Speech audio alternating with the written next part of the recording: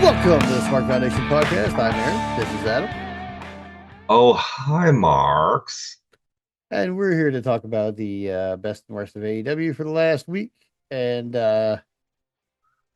man, okay, It's been a so week. yeah, it's been a heck of a week. Okay, guys, so like we don't talk about WWE a lot, but hey, the Royal Rumble did happen. We boycott because Riyadh. The Um, Riyadh Rumble did happen. it did The happen. slave labor Rumble did happen. Yeah. I read the results. I'm unimpressed, et cetera, et cetera. But there is one thing that we could talk about, and that's that AJ Styles appears to have retired. However, I don't think it's that simple. Yeah, there are lots of rumblings, and there are always gonna be, right? Anytime anybody ends at one place, there are always rumblings about where they're gonna head next, even if it's a retirement. Sometimes, especially when it's a retirement. Um, in this case, it's very interesting because it's AJ Styles, right? Yeah. I mean, AJ Styles is among a class of professional wrestlers, if you want to call it that, a class that essentially kind of codified eventually the what we consider the modern style of pro wrestling in the United States. Yeah. You know, Yeah. without AJ Styles and people like Loki and Christopher Daniels and Brian Danielson, like basically like that entire like starting Ring of Honor roster, basically, right? Yeah. Amazing Right. Red, guys like Yeah. that. Without and AJ Styles is arguably the most successful one of that group. It's between him and Danielson, really. Yeah. Um, Without him, like we wouldn't have probably we might have an AEW, but we probably wouldn't have the exact kind of flavor from it that we do Mhm. now.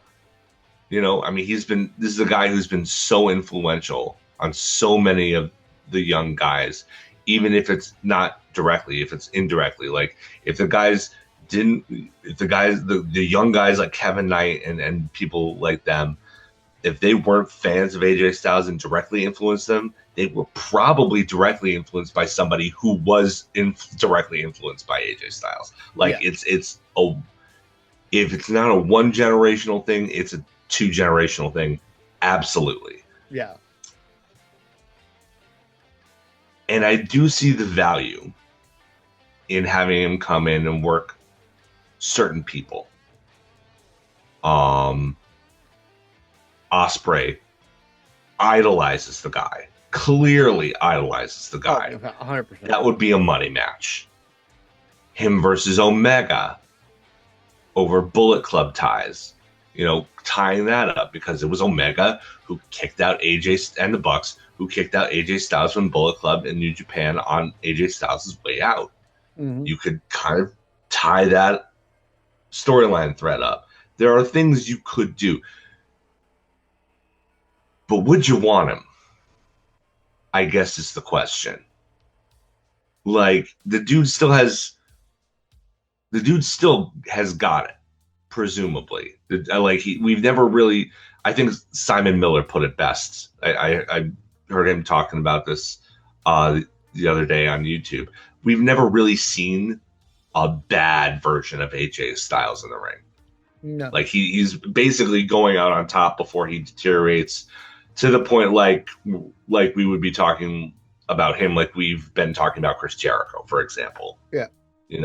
Where his skills have deteriorated to the point where it's like, okay, well maybe we don't want to see so much of you.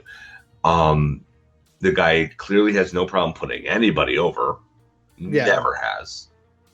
In that way, he's always put the professional in the term professional wrestler in that regard. But he's also a homophobic flat earther. So I mean, like, do we really want him I in mean, that locker room?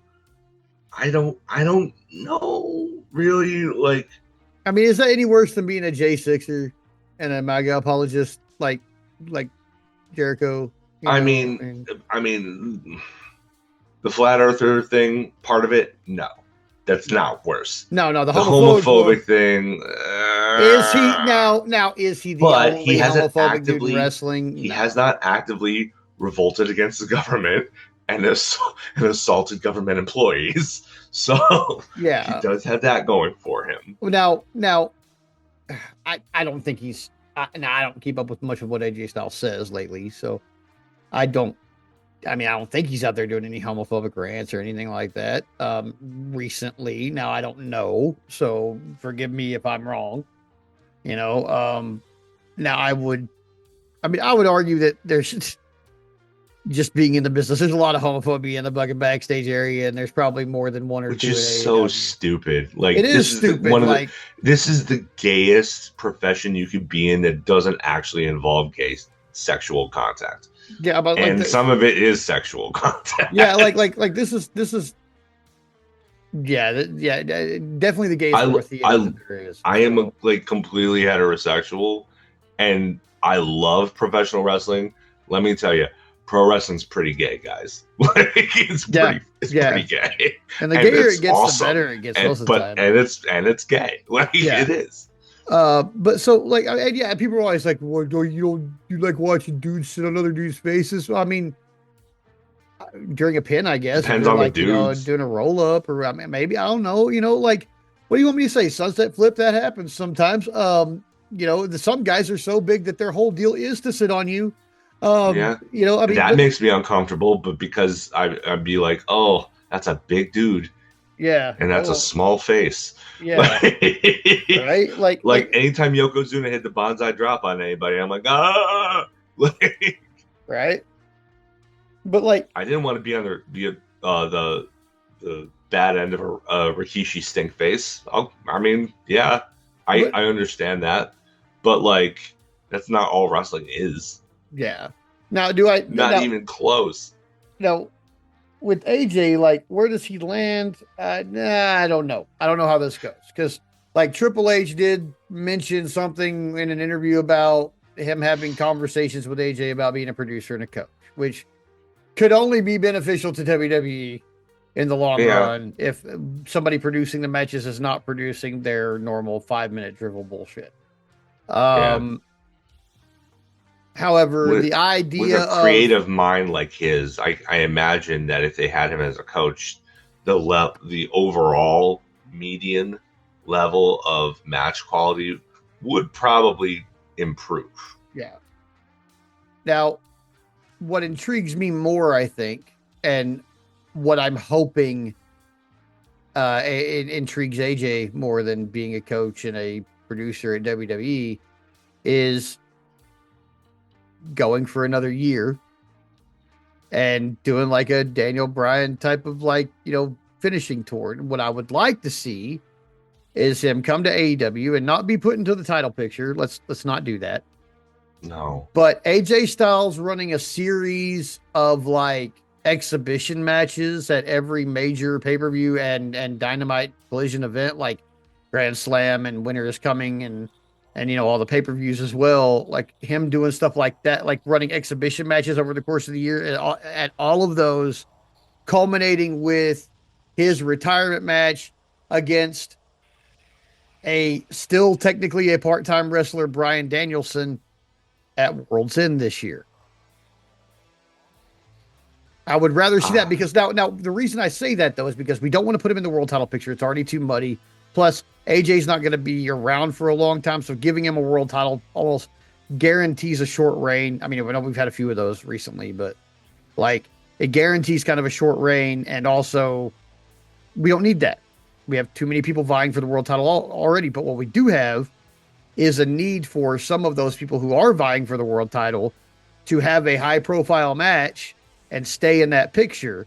So what that allows us is somebody who could work either babyface or heel, for the record. There you go. Yeah. So, You have AJ Styles do exhibition matches at every major pay-per-view, and every month he takes on somebody new, and he just runs the murderer's row of AEW throughout the year.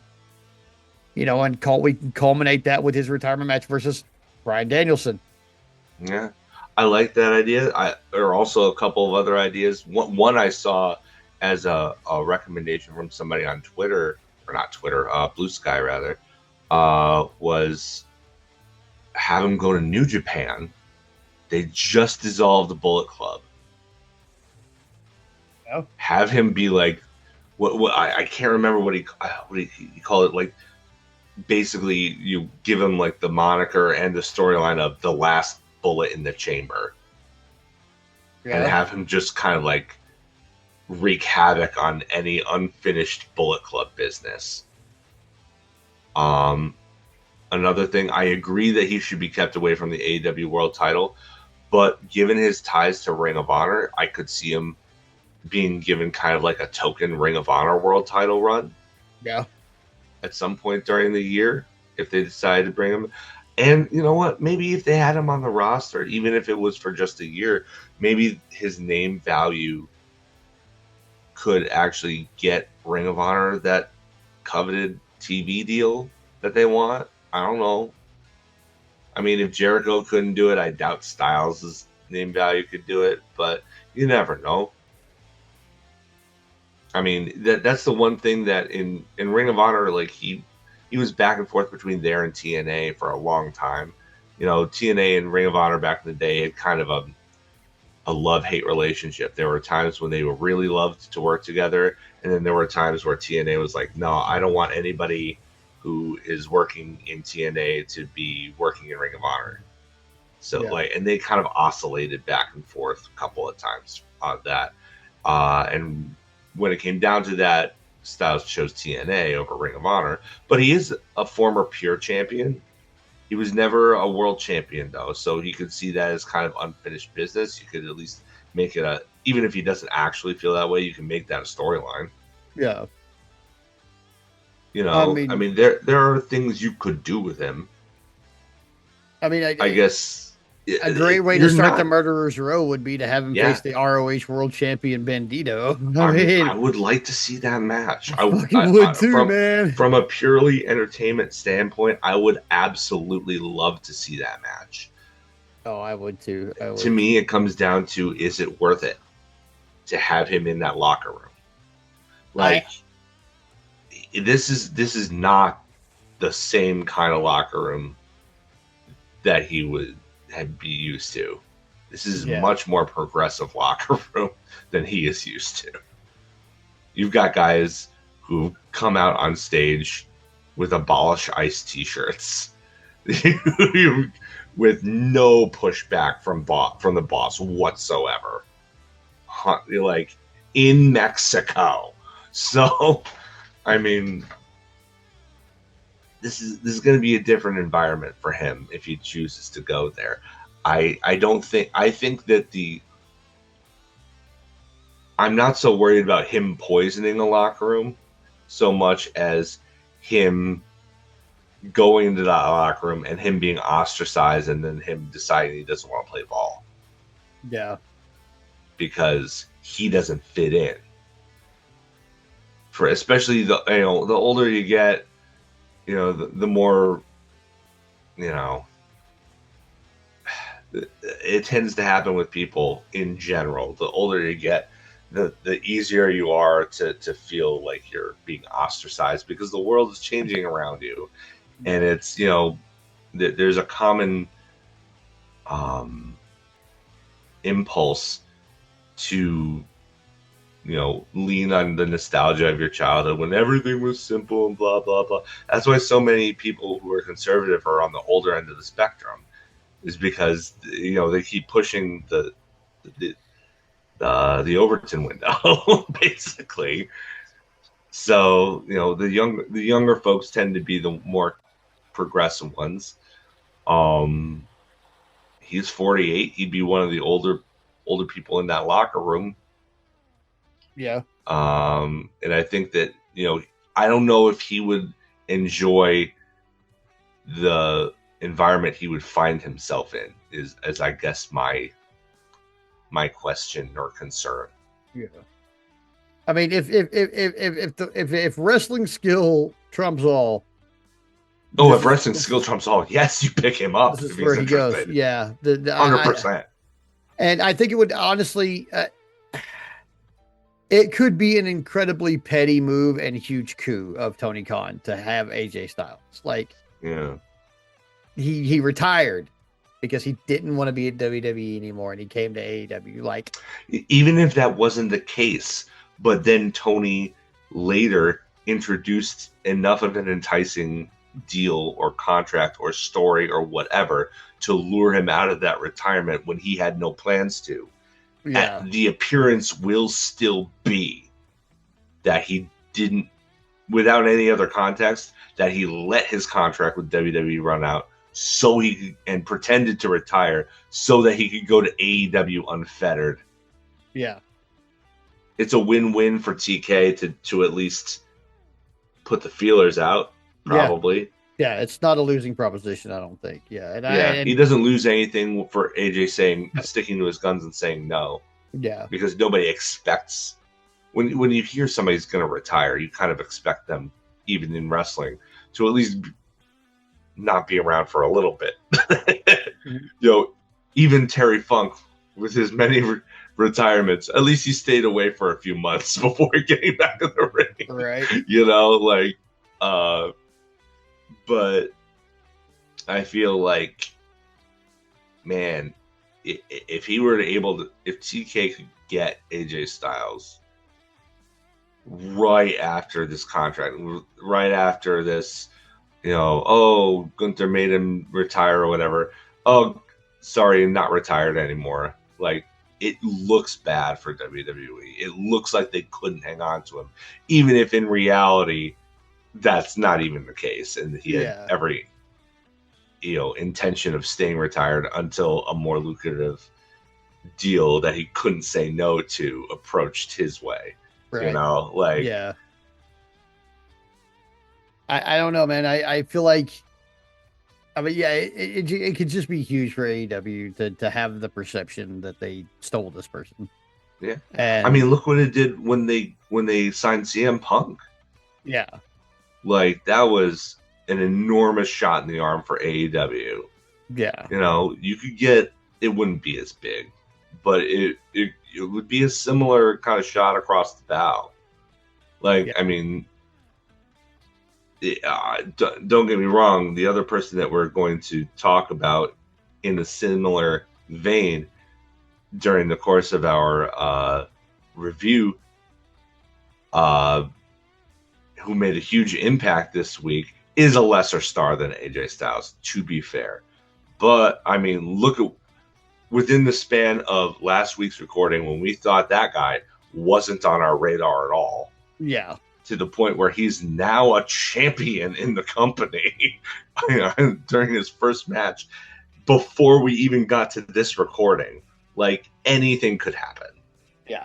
Literally anything. Nothing is off the table. No. So I guess in some, if AJ Styles can behave, not be a dick in the locker room, and continue to be a professional in the ring, I would love to see him in AEW working with a bunch of these guys. Yeah. Do I think it'll happen? God, I don't know. I mean, he was telling Nakamura months ago that he was going to retire at the Royal Rumble. So, I don't know. Another person I'd like to see in AEW at least a little bit before they go. It's fucking Nakamura. I long for the days of actual knock. Yeah. Like, before, he got called up to the main roster, and then he just, I guess the nice way of putting it is that he adapted to the WWE style a little too well. Yeah. I want to see the guy that I saw at Wrestle Kingdom 9. That's the guy I want to see. Like, the guy who immediately captured my attention just by his entrance alone, and then wowed me with just the most ludicrous match I'd ever seen. Yeah. And then followed that up not that too much longer later by having an absolute banger, probably one of the best NXT matches in its history, with a guy he'd never wrestled before who doesn't know Japanese, to my knowledge. I don't think Sami Zayn knows any Japanese, to my knowledge. No But idea. they had like the best NXT match Yeah. in history in Knox's debut. Like I'm thinking about that match. It's like, man, I really wish I could go rewatch that match ethically. Right. But yeah, like I miss that Nakamura. That guy was one of a kind, and then he got comfortable Yeah. for a decade.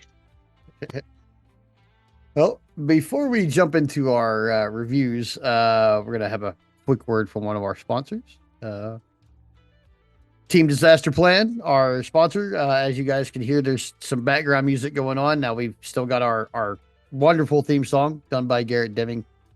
And but behind our talking here for the last few weeks, you probably noticed some ambient music playing. That's done by a band called Weirwood that signed to Team Disaster Plan. Team Disaster Plan is a new independent media startup built by friends and like-minded creatives. We're always in motion, juggling projects across film, music production, and novels. With merch on the horizon, we also deal in prognostic pedals, who craft one-of-a-kind guitar and bass effect pedals. Production in 2026 is limited, but expansion is in the works. Weirwood is a music retelling of an ultra-terrestrial journey. Gary is out to experience the world, spreading absurdity wherever he goes, resulting in lush, immersive soundscapes. Blending rock, EDM, R&B, hip-hop, and more. Weirwood is a story you don't just hear, you travel through. We also have other bands such as Babylon Sun. You can catch them on all platforms, Apple, Spotify, and other streaming services. We will have links and stuff like that up in our sponsor descriptions. But yeah, go check out all of Team Disaster Plan stuff. Join their Discord community. They're a fun little group, and they're working on a lot of really good interesting little projects that are all kind of intertwined. They're kind of building a lore universe almost, and I'm a sucker for that kind of stuff. So I've been kind of all in with these guys for a little while. But yeah, they provide the music for us for behind the podcast itself. Go ahead and check them out. It's Weirwood, WIERWOOD, and Babylon Sun on all streaming platforms. Now over to the reviews. So yeah, we have AEW Dynamite this week from Austin, Texas. I love when they're here. It sucks that Texas is huge and I can't go. Yeah. Austin's 8 hours. For those of you who don't know, Texas is huge. Okay. It is 12 It's hours. enormous. It is 12 hours from my house to my in-laws' house, never leaving this state. Texas is roughly the size of the entire country of France. Pretty much. Yeah, and like it's enormous. Yeah. And so when they come to Austin, that's an 8-hour drive from me. And unlike other places, Amarillo has an international airport that is not really an international airport. All of our flights have to link out to Denver or Dallas. So if I want to fly to Austin, I have to fly to Dallas first. It ends up being like a $400 flight for like 2 hours. And it's ridiculous. So I don't just fly around Texas. It's really expensive.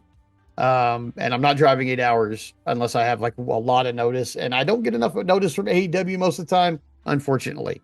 Sadly, especially in January, that's a tough proposition.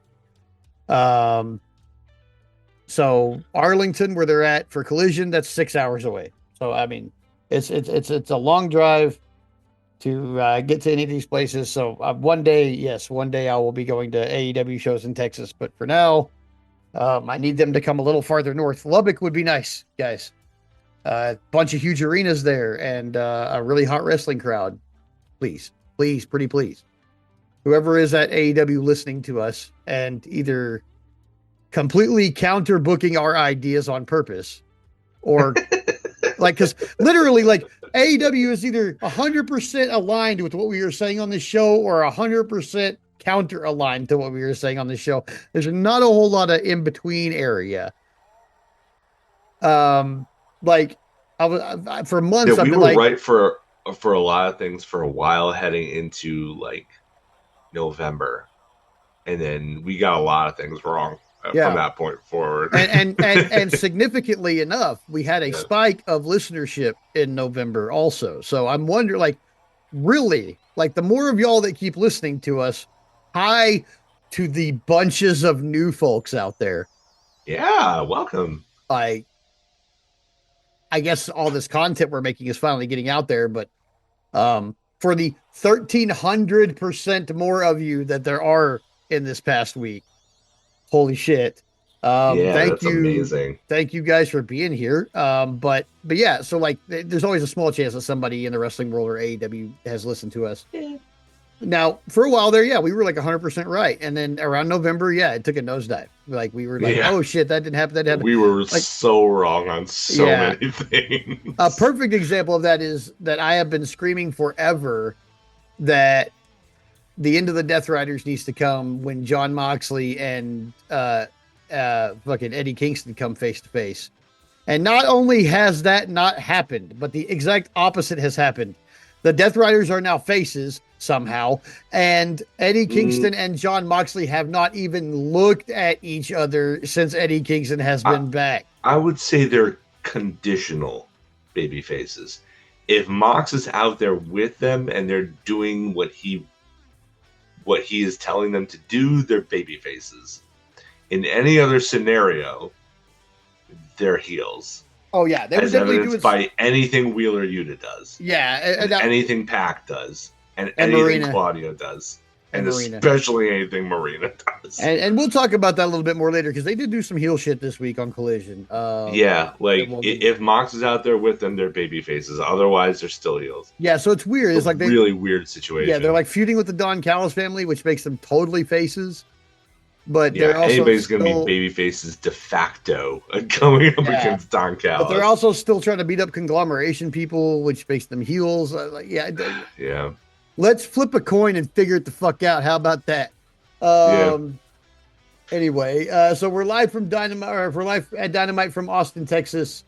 I forget what venue we're at here, but it looked a little bigger than the normal venues we're running. I guess Austin's a real good hotspot for AEW because this looks like a bigger. I mean, it's a good wrestling town. It's on the up for wrestling. Yeah.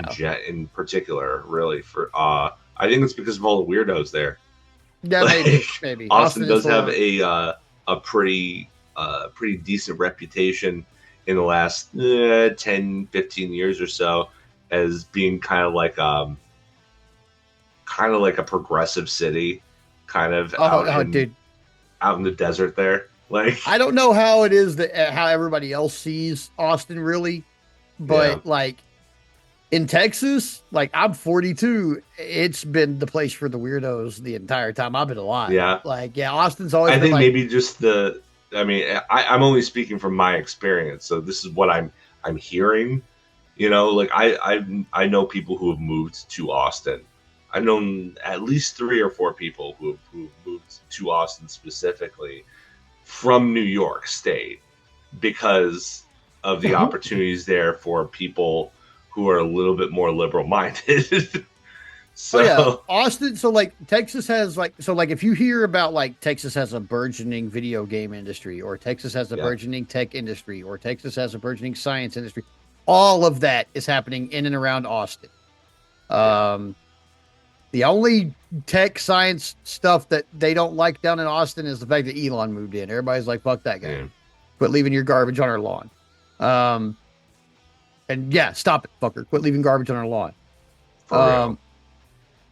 But yeah, Austin's a pretty cool spot. But yeah, this looks like a bigger venue, or it did look to me like a bigger venue than they normally run when they're in Austin. It may well have been. It may have just been how it was shot. I'm not really sure. Yeah, I'm not sure. Either way, good signs. Yeah, it was good. It was good. Either that means that they're running bigger venues and filling it up, or that their production value is continually improving. Either way, it's a good deal. Yeah, either way. So we have Dynamite coming from there, and we kick off with Rocky Romero gets the jobber entrance. He's already in the ring, and we immediately introduce Kenny Omega. And so we've got Kenny Omega against Rocky Romero. I thought this was relatively quick, mostly because I think it Yeah, was just a vehicle to get us to like the kind of after angle. yeah. But I mean, was anybody in any kind of doubt that Rocky Romero was going to get the shit kicked out of him? I mean, as soon as I Oh saw it, I God, was no. like, no. That's his role. Yeah, Whether he's a babyface or he's a heel, he's the guy who takes the pin. right. Like he did get a couple of cool character moments though. Like he maximized what minutes he had, Oh few as yeah. there were. I loved the V trigger spot where he goes and he does his slide and his little shimmy into the camera, but then you see Kenny behind him in the corner, just like lining him up, and then bam with a sick knee to the back of the head, just completely wiped him out. Uh, they know they have timing. Their timing down perfectly. Rocky is such a pro. I Yeah. love Rocky. I feel like he's. I mean, obviously, from behind the scenes we've talked about before, but in the ring, that dude knows his role, and whatever his role is in a particular match, he always gives it his all. And I love Rocky for many reasons, and that's just another one. This week was also the first time I noticed the big Don Callis face on the back of his jacket. Yeah. And I was like, oh God, really, guys? Like, I mean, okay, but God, really? Like, but okay, like Omega hits the one winged angel match over. And then Tony Schiavone comes to interview him. Um, and we learned through this interview that Swerve, Andrade, Hangman, and Omega are our top four, right? Yeah, they did say on a commentary that Samoa Joe had a they made sure to point out that was a non-contact injury in training. Yeah. And they don't know when he'll be back, but he's currently on the bench. On the bench. Yeah. So we've got our top four here. And they're saying that, the top two contenders of these four guys will be going to Grand Slam Australia. But here's where I kind of lost the plot. Okay. Yeah, Because I think I know where you're going with this. they say it's the top four contenders. And then tonight and we'll talk about this a little bit later, but tonight it's Swerve and Andrade, which we are super hype about. I was still super high. Like we got to this show and I was God, like, that match was fantastic. oh my God. But lived up to the hype. But it's Andrade and Swerve tonight.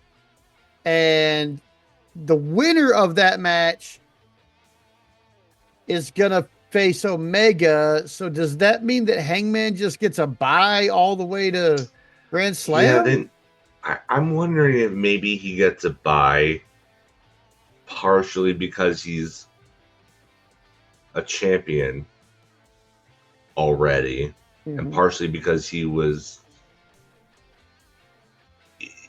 in order to become that champion, he beat not only, I mean, he didn't pin him, but like he beat the Ops, Yeah. which Samoa Joe was a part of, who was the most recent world champion.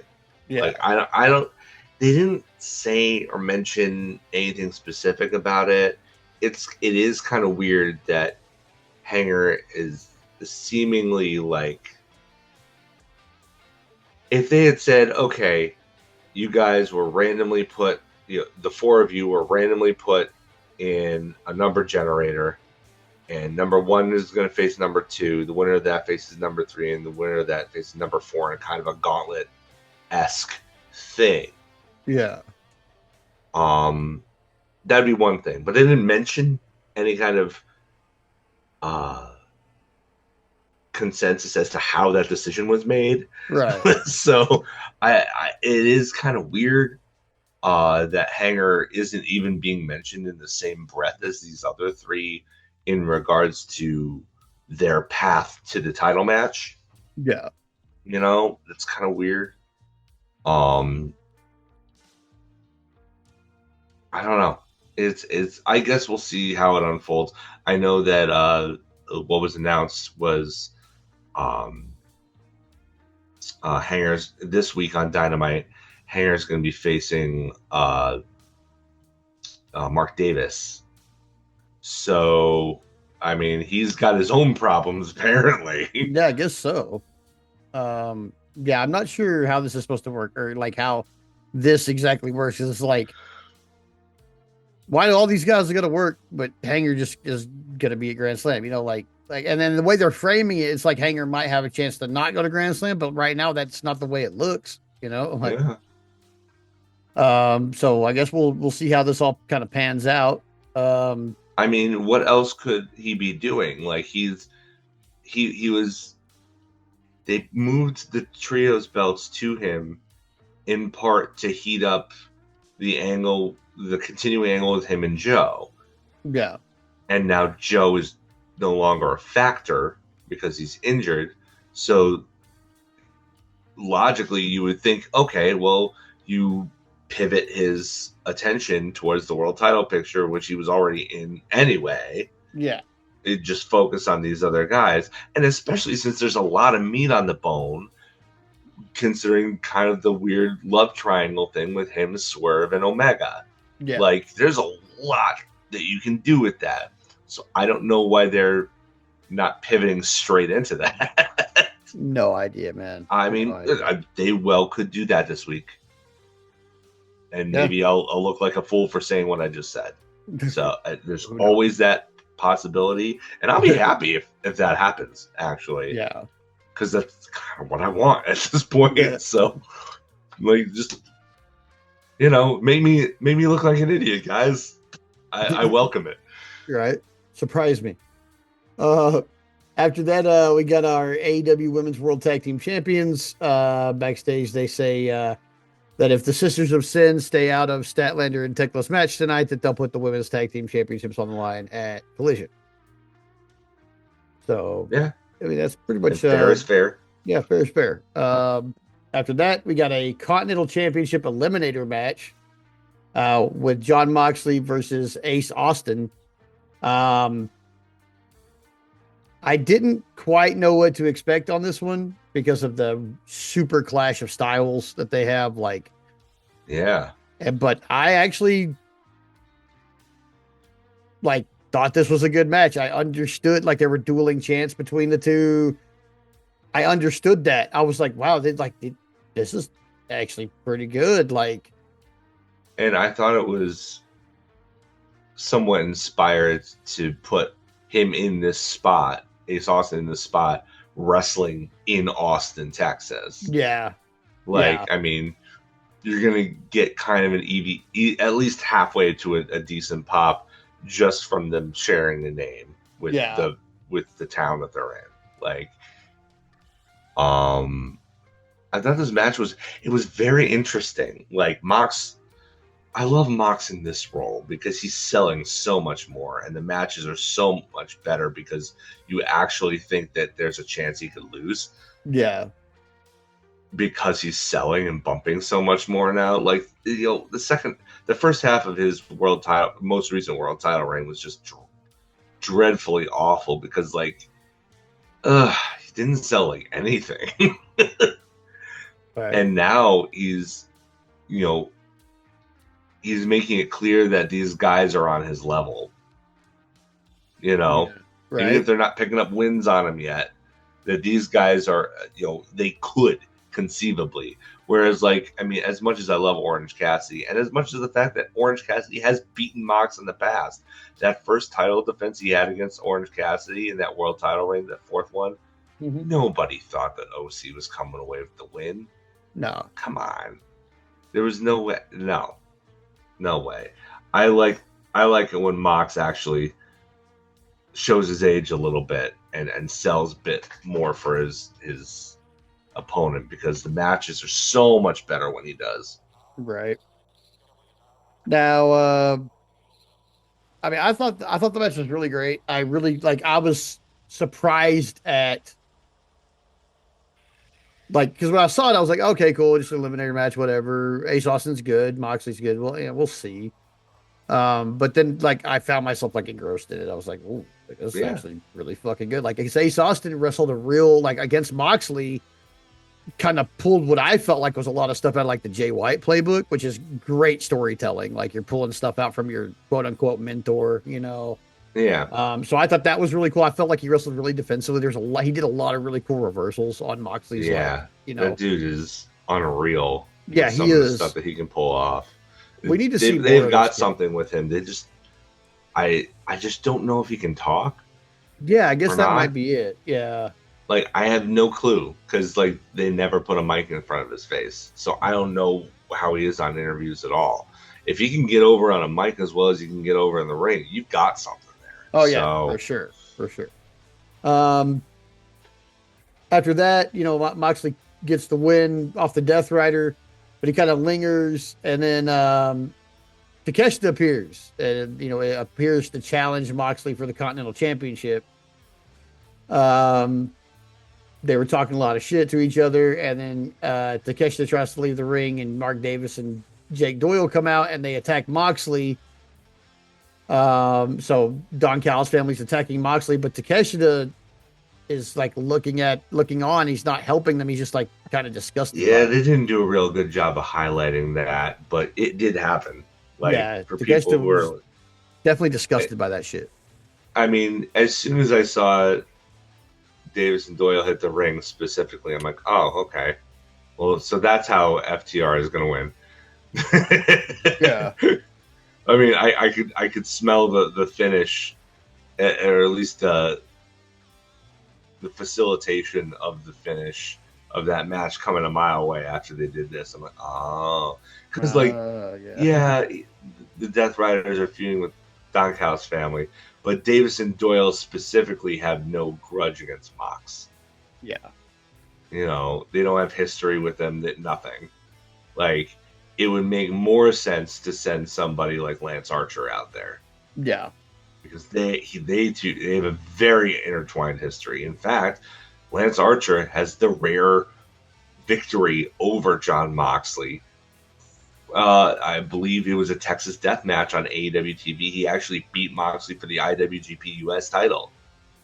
Oh, yeah. So, there's a lot of history there. Like, that would have made more sense from, you know, if it was just going to be a beat 'em up, but this was clearly to set up the finish for the World Tag Team title match later on.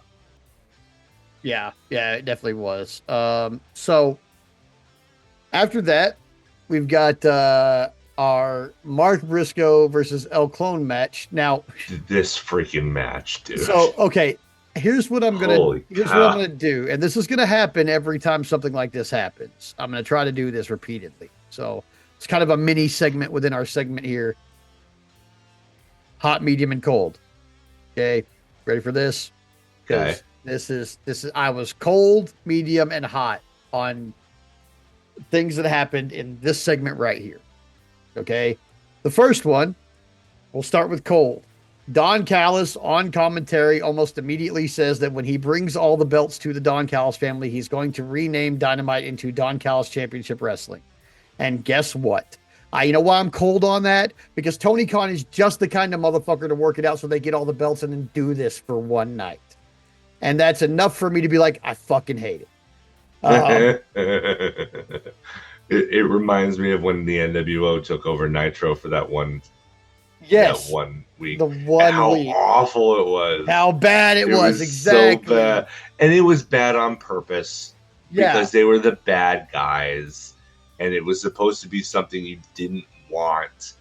And so it was meant to heat up the baby faces to try and, you know, get take the fans behind them to overcome. Yeah. And I understand the reasoning behind it. But viewing it sucked. Oh god, it was terrible. It was terrible. And I remember like all the like pre-edgelord NWO fan kids that were like trying to be like, oh, that was great. I was like, dude, that was the shittiest fucking episode of wrestling I've ever seen in my life. And I used to watch fucking Smoky Mountain. Okay, like don't give me this bullshit. Like, fuck y'all. So cold on that hard. Like I know how AEW works and how Tony Khan's mind works at least a little bit, and I have a feeling we're going to see at least one episode of Don Callis Championship Wrestling. Yeah. Maybe not in the near future. He's got a lot of belt collecting to do, but I'll be damned if I don't think that shit's happening. Yeah. Medium. Here's the thing: the medium is only medium because of what the hot was. Right. Because the medium is the match itself, Briscoe versus El Clone. Um, which crazy that it's medium because I was hyped on this, man. Like I Yeah. thought these two guys The fucking more the kicked more I so much see ass. the more I see El Clone, the more I want to see El Clone. I Like this really dude need is fucking hologram to incredible. get better. Honestly, I think he's better than He hologram. might be, but I still want to see him and hologram go at it because I mean I Oh, for need it. sure. But at the same time, For all this sure. other shit they're doing with him, like cool. Let's get Clone versus Ace Austin next. Let's get Clone out there against fucking uh Orange Cassidy or I mean let's go with a work rate guy like Claudio. Like Yeah. I mean Don Callis and Death Riders are feuding anyway, so Clone Well, versus give him Claudio would be great. Clone versus Pack. Oh, dude, Clone versus Pac. Oh, fuck. See, I'm into it. I'm really into it. I thought this match was great. I love Mark Briscoe anyway, and I thought El Clone was fucking awesome.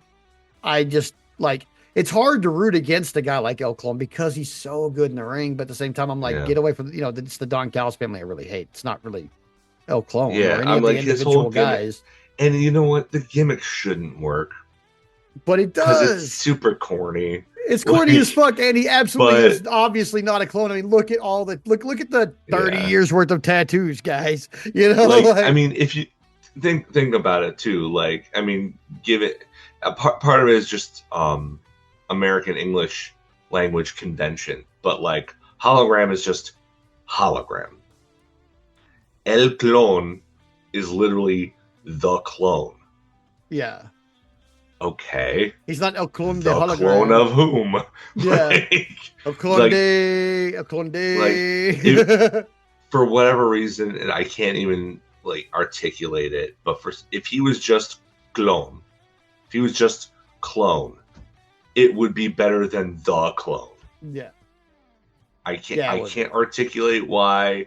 I don't have, I'm not a grammarian. I don't have an English, language degree, English language literature degree or whatever. But it sounds better without the L. That said, dude can go like that. Yeah. We waited on his debut long enough, but I am really, really glad that it finally did happen because holy crap, this guy is fun to watch. Yeah, he is. He is. Now, now that said, we'll get to the hot. Because here's where I got really hot. Because so now, full disclosure, my wife had been spoiled on this way earlier in the day. We didn't watch Dynamite till I was off Friday. I worked Thursday night, so like Thursday morning we watched Dynamite. So she had been spoiled on it like overnight because she has wrestling groups on Facebook and they spoil the fuck out of things. I tried not to. Shout out Board Mod, Rebecca, and all the cool people over in England that I follow, that follow me, that interact with me. I don't post spoilers till like Friday morning because I don't want to spoil it for them. Yeah. And she, like a lot of them, do get very upset about being spoiled. And so, like, I do my best. And I tried to get other wrestling journalists, quote unquote, to follow suit, but nobody bothers to even answer when you're like, hey, could y'all at least like hashtag spoilers so we can block that so that we don't see posts when we don't want to see them, and whatever. So I just wait to post my online takes till later. Now I know some of y'all missed the live tweeting, but I don't want to upset my British friends. They're great people. Yeah. So my wife there's a 5-hour difference. Yeah. They have to. So Ugh, yeah. So my wife was spoiled on this way earlier in the day because Facebook. I purposefully usually like from the time Dynamite starts airing until I watch it, I stay off Blue Sky. Same with Collision. I just try to stay off Blue Sky so I'm not spoiled by anything. So I was not spoiled by this.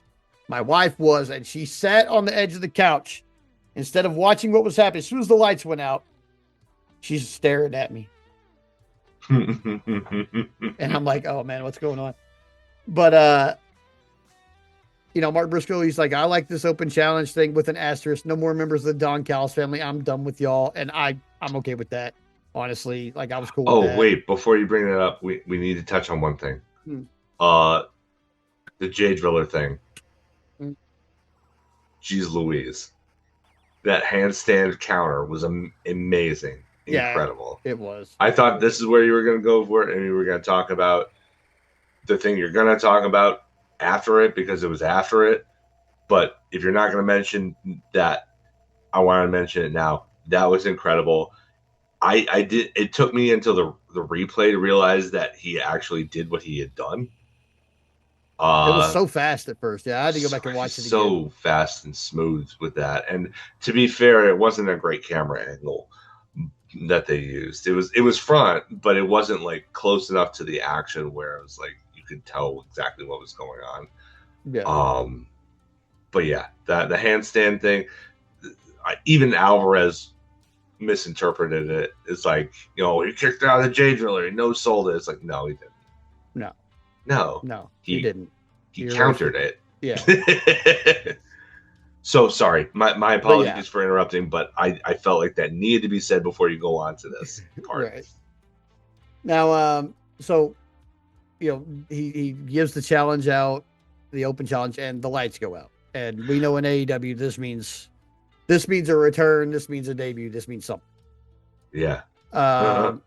I did not even know this person wasn't under contract to the other company anymore. Like that's how little attention I pay over there. And so weird music starts playing. I'm like, okay, I don't know who this is. The little graphic comes up in the center. Still don't know. Like even when the heart turned black, I was like, I still don't know who this is. And then the board gets plastered with Psycho Killer, and I knew exactly who the fuck it was. My jaw dropped. Dude, I could barely breathe. I know that my neighbors fucking heard me. I know, like, so my neighbor and his wife work like these alternating shifts where like one of them's always gone, the other one's always home. So whichever neighbor was home, if you can hear me right now, I really apologize for probably waking you up Thursday morning. I was hollering, boy. Oh my God. I was just like I jumped up on my feet in my own fucking living room. Just like, yes, it's Tommaso motherfucking Ciampa. Because let's be real here. The last time I was really paying attention to Tommaso Ciampa was that banger fucking NXT feud that he had with Johnny Gargano. Yeah. And like, that made me a fan of both of them for fucking life. And so I was like, and in the back of my mind, this whole time, last 5-6 years that AEW has been happening, I've been like, it would be cool if like those guys were over here. Like if DIY was in AEW instead. There was a point at which it looked like Johnny Gargano could have made the jump, and I was really hoping he would have. Mm-hmm. He's on that short list too. Like I always talk about how nobody talks about Pac in terms of like pound for pound best wrestler. Johnny Gargano's in that discussion too. Oh yeah, lots of people sleep on him because he's usually in like terrible creative, and he doesn't get a chance to really show what he can do anymore. But like that dude, like he just gets it. Yeah. He is Johnny Wrestling for a reason. Like he's in that like. I mean, he'd probably be in my top 10 current workers, probably. Yeah, probably. Yeah, he's definitely a amazing talent. But yeah, so like Ciampa debuts. I mean, before it even showed his face, I was just fucking hollering and hooting. And then like it erase the Psycho Killer, says Tommaso Ciampa. The lights come up, it shows his face. He is looking like a fucking killer, like a killer. And I'm like, holy fuck, like. Damn AEW for fucking making the lore work, but Tommaso Ciampa and Mark Briscoe as lore works. That it's already there.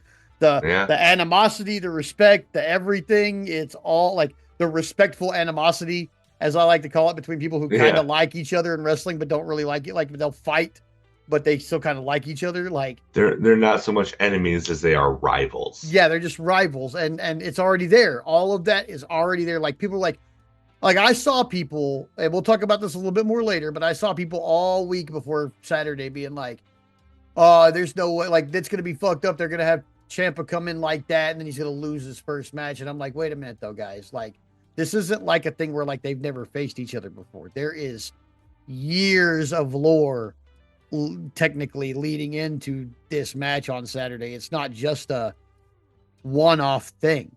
Yeah. Like Briscoe in character definitely is like, oh shit, this is somebody who legitimately deserves a shot at my TNT title. For sure. Yeah. You know, and like immediately. So they get face to face. We don't really get any words, but I mean, it's obvious. Ciampa's going to be facing Briscoe on Saturday at Collision for the TNT title. Ciampa gives him a little kiss on the cheek and walks off. And that was clearly Tommaso Ciampa knows this audience. Yes, he knows this, but I mean, he's in the company for 5 minutes and he's already kissed a man. Yeah. But I mean, look at him though. I mean, I was like, holy shit, he's got the wild-eyed look on his face. He's cut the beard down a little bit. He's still looking and let me tell you, super fit. Like I was just like, another banger by Mikey Ruckus. Mm-hmm. Like I've had his theme in my head for half a week now straight. Yeah. Yeah.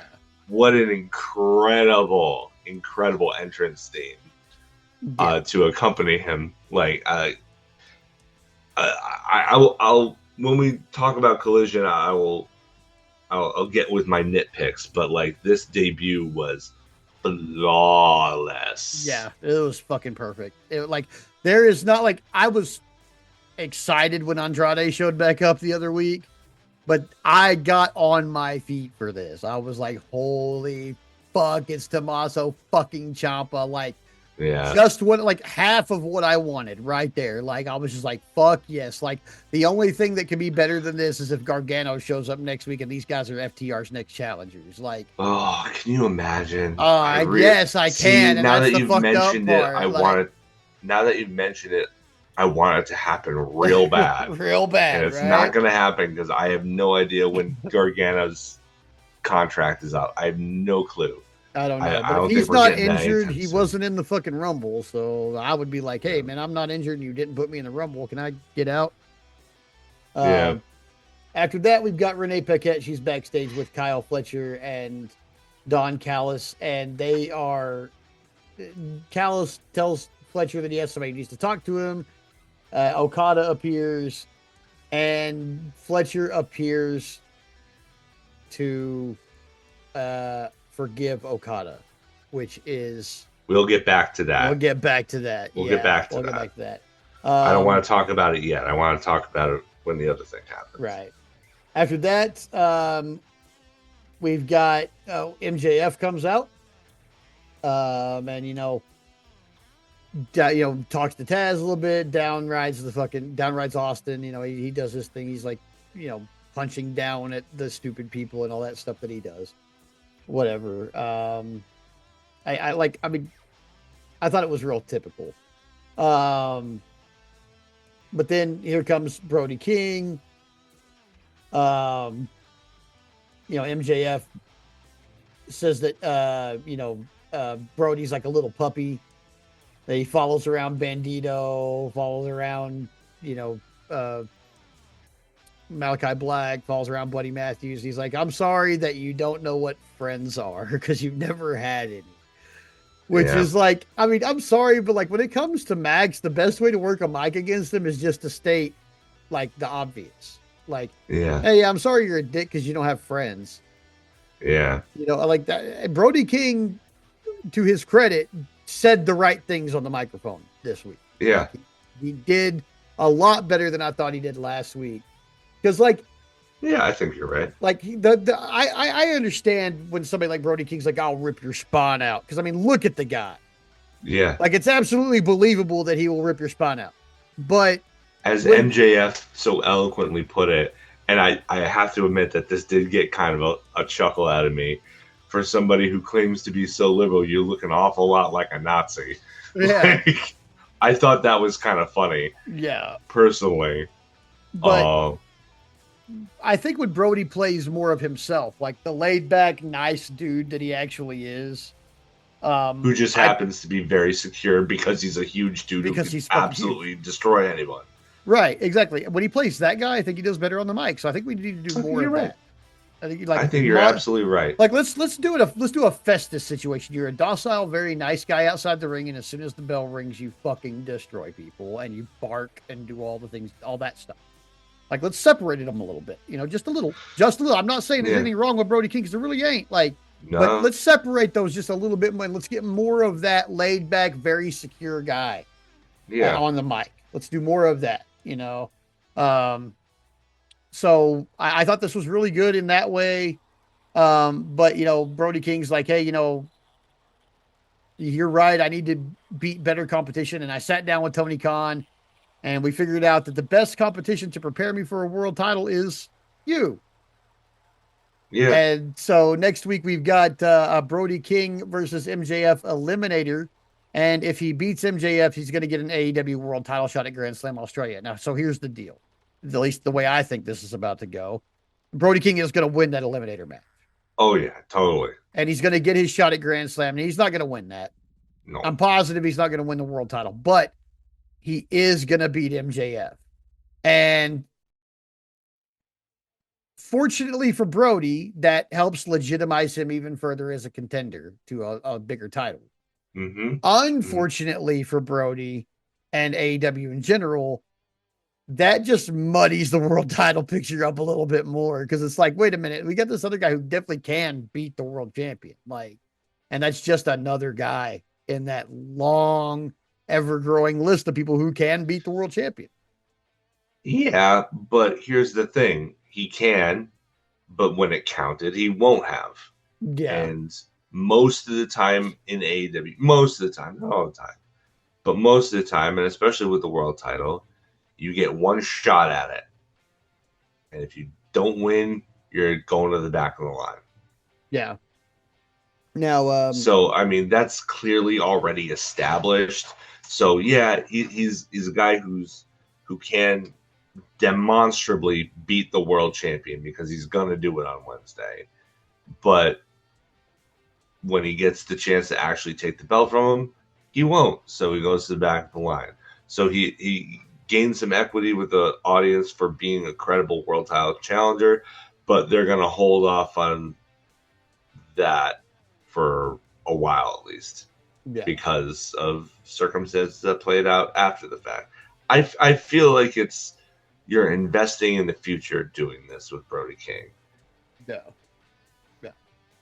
Now after that, we've got we're backstage. We're taking a short look at the downfall of the Young Bucks, and Matt and Nick Jackson basically, invite the tag. They said they're going to go back to doing what got them popular in the first place, and they invite the tag team division to a super kick party.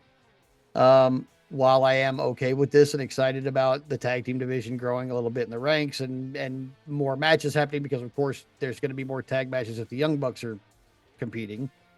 I don't think that's going to change the general trajectory of the tag titles and FTR's collision course with Cope and Christian. I don't know when they're going to pull the trigger on that. No, but I don't think it's going to change that much. I don't think the Bucks get a shot at the belts until after Cope and Christian win it, because you got to figure a ladder match between those two teams is probably a dream match for a lot of people.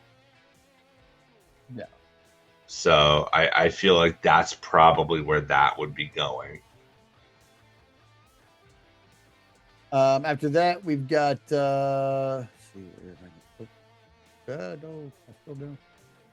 that, we've got our women's world championship match.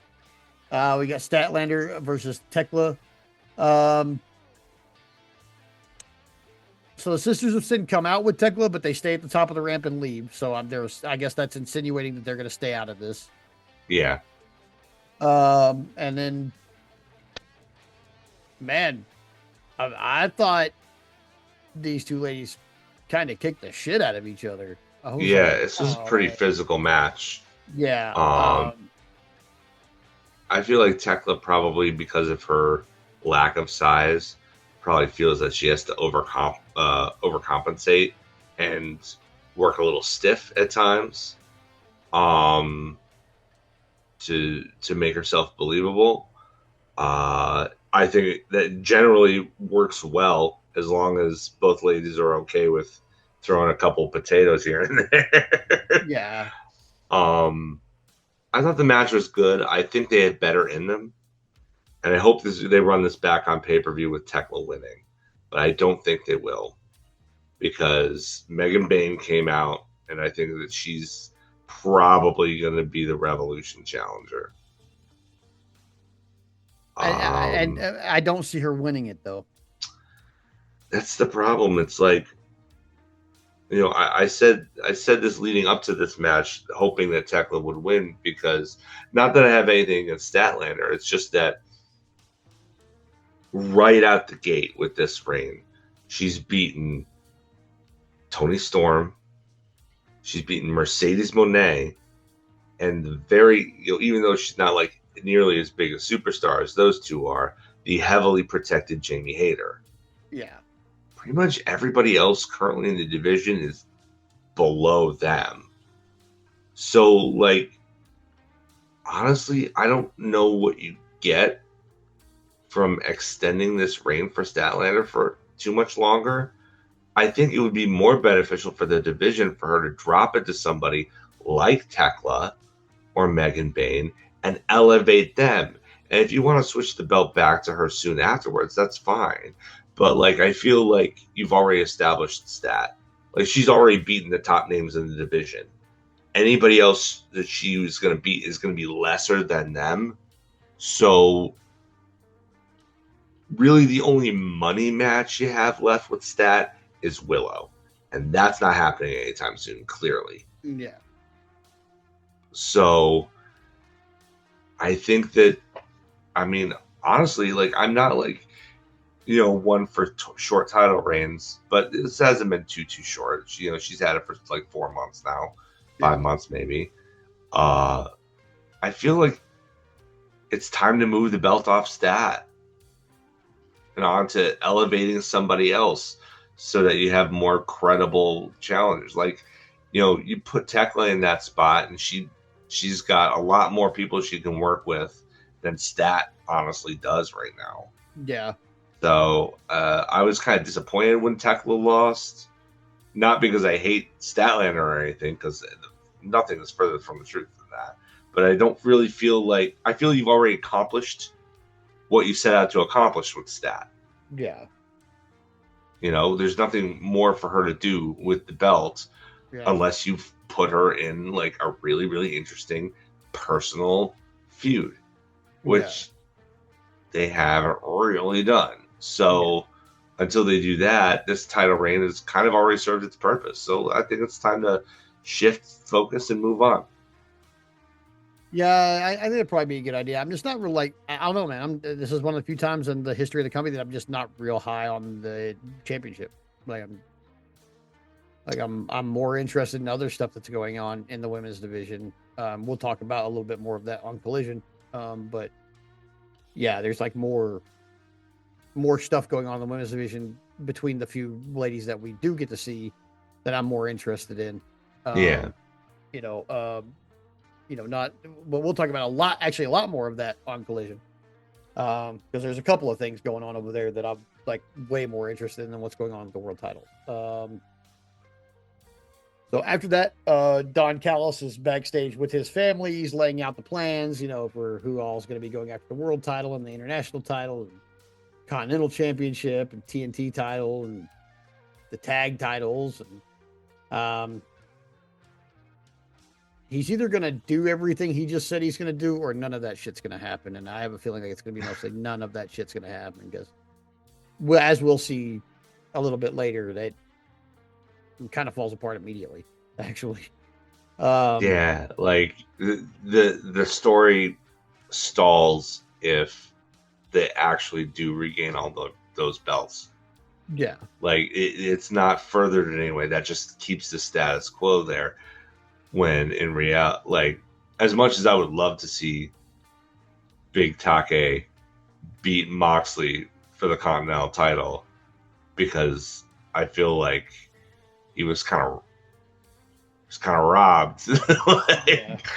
I feel like I don't think that's the plan, and I feel like him losing that match just continues to fuel the story of him eventually distancing himself and breaking off from the Don Callis family. If he continues to have success under Don Callis, it undermines that goal. Yeah. So he needs to keep losing in the big matches anyway. Yeah. But that's not the story of this backstage segment, is it? No. He as Don Callis leaves after mentioning that he was thankful that Fletcher had patched things up with Okada, and Takeshita, my God, it just breaks your heart, doesn't it? Mm-hmm. He just looks at Kyle and says, "You forgave Okada?" And then walks away, and you're like, no. Right? Because, I mean, and you got to think of it, too. Like, I don't think that the character, Kyle Fletcher, thought of it this way until Takeshita asked that question. But in forgiving Okada for taking the screwdriver that Fletcher had planted for his own use, he, in turn, forgave him for using the screwdriver to cheat and attack Takeshita to win his match. Yeah. So this is an unwitting betrayal. Yeah. I don't think that Fletcher thought of it that way. The character, Kyle Fletcher, thought of it that way and was only confronted with the totality of his actions, of the consequences of his actions, when Takeshita brings it up. And that's the shit right there, man. Mm-hmm. It's so human. It's so human. It's so relatable. And this was one of my favorite things on the show, was that 3-word interaction. Yeah. You forgave Okada. That sentence, and him walking away, shaking his head, and Kyle just being like, "Oh no." Oh, it broke my heart. It broke my heart. And I loved it. I absolutely adored it. I love where this is going. Keep it up. Keep that ball moving. Right. After that, we've got Ricochet and GOA backstage, and they apparently have kidnapped Jack Perry. Again. And he fights back briefly, but then he just gets overpowered. They double power bomb him through the table, and I mean, Ricochet just berates him the whole time, and then kind of says, "Back to you, Shivani," and that's kind of it. And then they don't go to Shivani. Shivani's like, "No, I'm not going to take it from him. You take over Excalibur," which was a great bit, I thought. But yeah, I don't know. Sassy Tony Schiavone is best Tony Schiavone. Yeah. After that, I think Jack wins the national title next week. I think he probably does. Yeah. I mean, after that segment, I think they're setting him up to take it from him. I think that's probably a little too early, but yeah, why not? Yeah. I mean, even as a heel, people just really aren't that high on Ricochet. Yeah. I mean, I understand, like, the audience sees him for what he is. Yeah. So, but on to better things. After that, we got our World Tag Team Championship match. FTR versus Mark Davis and Jake Doyle. And this match had no heat. God. It was kind of booty. And unfortunately, Doyle gets just tore his Jake Doyle off his arm in the middle. Hasn't been with the company 4 weeks, and he tore his biceps right off the bone. Like, it just, ugh. And he knew it immediately too. Like, if you go back and watch it, he says straight to, I think it's Cash, like, "Oh, I tore my biceps." Like, after that DDT on the apron, like, it's a shame. Like, he just got signed, just coming out, his biggest break after being apparently kind of an indie journeyman for years.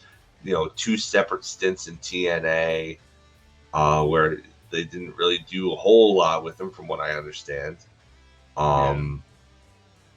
gets his big break as being part of the biggest heel faction in the company, being booked like a freaking monster, uh, injured in his third match in or whatever. Yeah, poor It guy. sucks. I much love and hope for your recuperation, big guy, because that whole thing sucks. That just bad luck, man. Yeah, it's terrible. But yeah, I mean that kind of cut the match short. I don't think the ending was going to change anyway. No, probably FTR some retains. positioning was different, but Yeah. Um, the Death Riders kind of arrive at ringside and aid FTR in their win by fucking with Davis and Doyle. yeah, hit him with the Continental title belt Yeah. straight into a shatter machine. Yeah, straight to a shatter machine. So that was over then. Yeah, I don't know. I just really wasn't that high on this match. Yeah, and neither was this crowd. I mean, you kind of knew that was going to happen, though. Anytime you book heel, it's always like, you're Yeah, like who do really we? pressing your luck Yeah, like who do we for even there to root be for any here? audience interest if they Right? don't have anybody to root for. Yeah. You can give a crowd somebody to root against or somebody to root for, but you can't give them two people or two teams to root against in the same match if they're the only two. Like it's just doesn't work, man. Just doesn't work. Yeah. After that, we go backstage with Renee Paquette, and she's with Orange Cassidy, who she asks him about Wheeler Yuta, and he starts talking about Yuta's terrible hair, which, okay. That would prove to be a little bit of foreshadowing. Yeah. But Yuta shows up. He starts to run down Cassidy. Marina Shafir shows up and grabs Orange Cassidy up, but then Timeless Tony Storm shows up, and she's like, unhand him. Yeah. Oh God, she's so. She's a goddess. Yeah. Love her so much. She's the patron saint of ludicrous overacting and melodrama, and I am here for it. I'm here for all of it. Yeah. But she basically tells Shafir and Wheeler to piss off, and that when her and Citrus Boy, as she calls Orange Cassidy, meet them, they're going to be in some shit. Okay. I did see AEW ask what the tag team name should be for Tony Storm and Orange Cassidy, and the first comment I saw was Titris, and I thought that was great. Yeah, the consensus I've seen tends to be coalescing around Citrus Tits. I don't know if you can put that on a t-shirt, but put it on a tank top and sell it to the lady. Yeah, I mean, how do you sell that shirt? I don't know. Like I imagine, like all I can think of is that one scene in Mean Girls where Janice cuts off the two circles in Regina George's shirt, and so she's just walking around with this outer shirt with two holes cut out over her boobs, and then the whole junior class of girls wanting to be like her just starts showing up wearing their shirts like that. That's the only thing I think of. It's like like an orange on each side of that shirt. There we go. That would work. I mean, I'm sure one of their wonderful T-shirt designers will figure something out. Oh, they'll do something. After that, we've got our main event for the evening: Andrade versus Swerve. And yeah, we were hyped about it last week, and it lived up.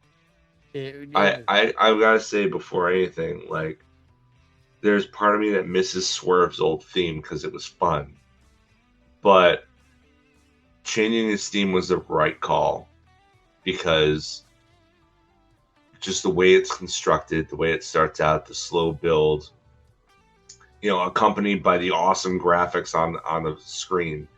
Like, everything about it screams, this is the main event guy. Yeah.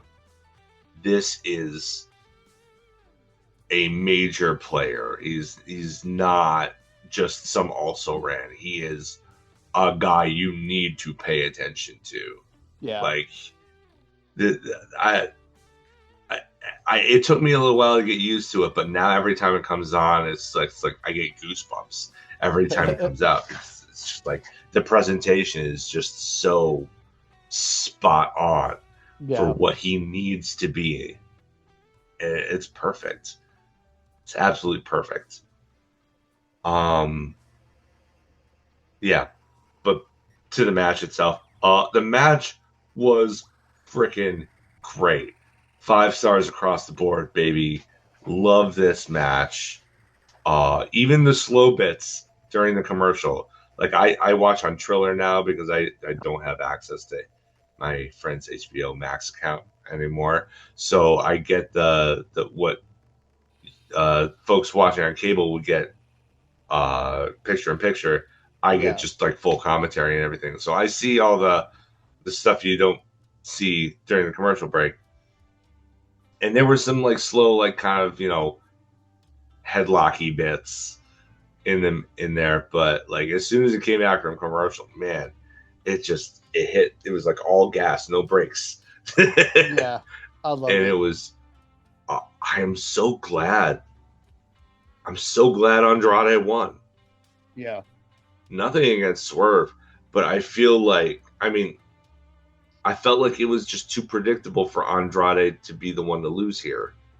And he gains more from this win over Swerve than Swerve loses by getting beat by Andrade. And in fact, like, he's been, ever since Omega showed back up on the scene, there have been like these little, like, Swerve has been acting a little bit more heelish out of like defensiveness, right? Yeah.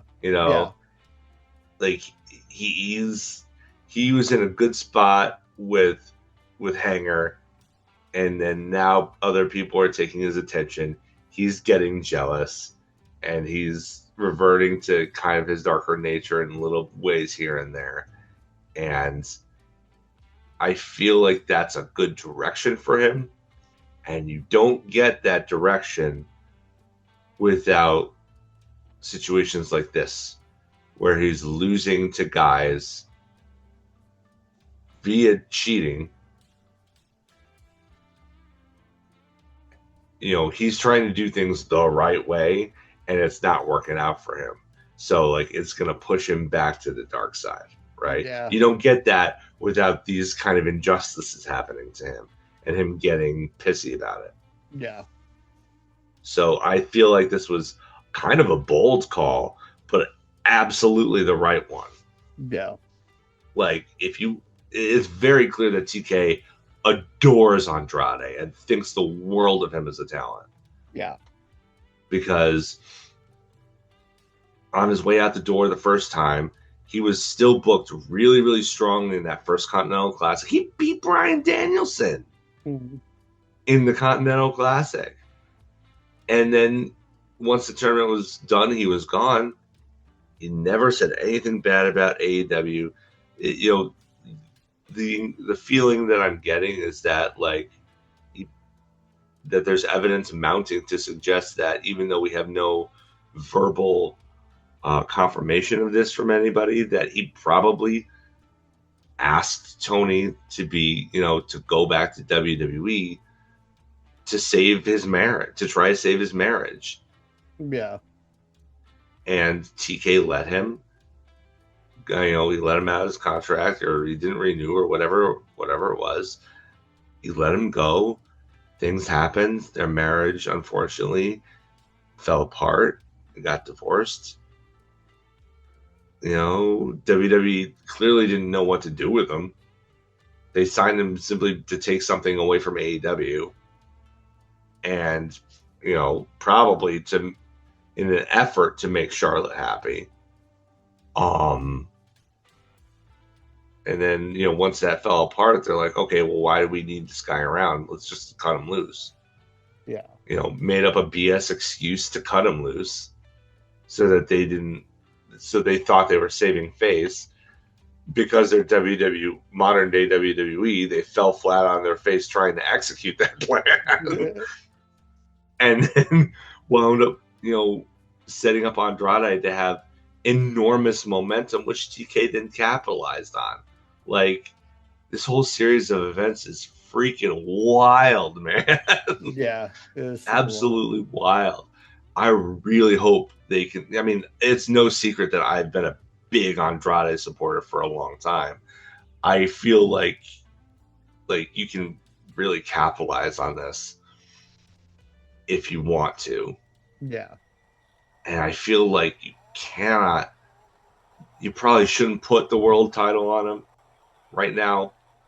I mean, there's just too much in the way of that. But I feel like once Okada drops the international title to whoever it winds up being, that Andrade should be next in line. You've got to keep on the momentum for it. You gotta. Yeah. Like, there's just too much. You can't waste it. No.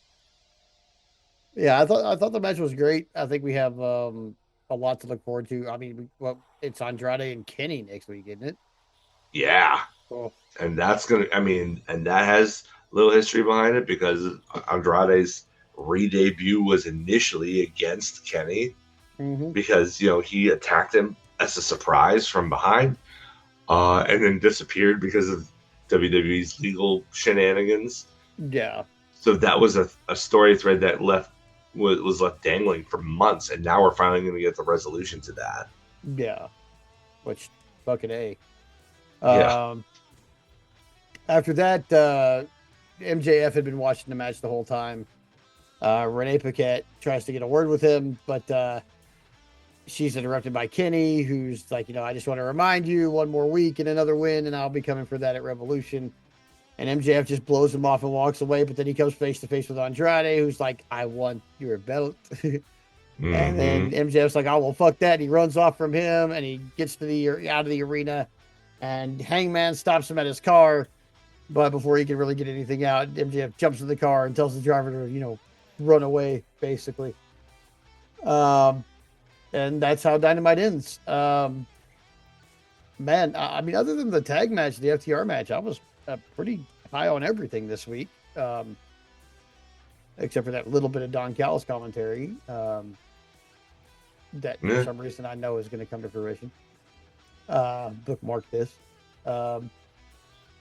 But yeah, other than that, I thought like all the matches were really fucking good. Ciampa debut totally fucking put it through the roof. Yeah, like that overshadowed most everything this week for AEW.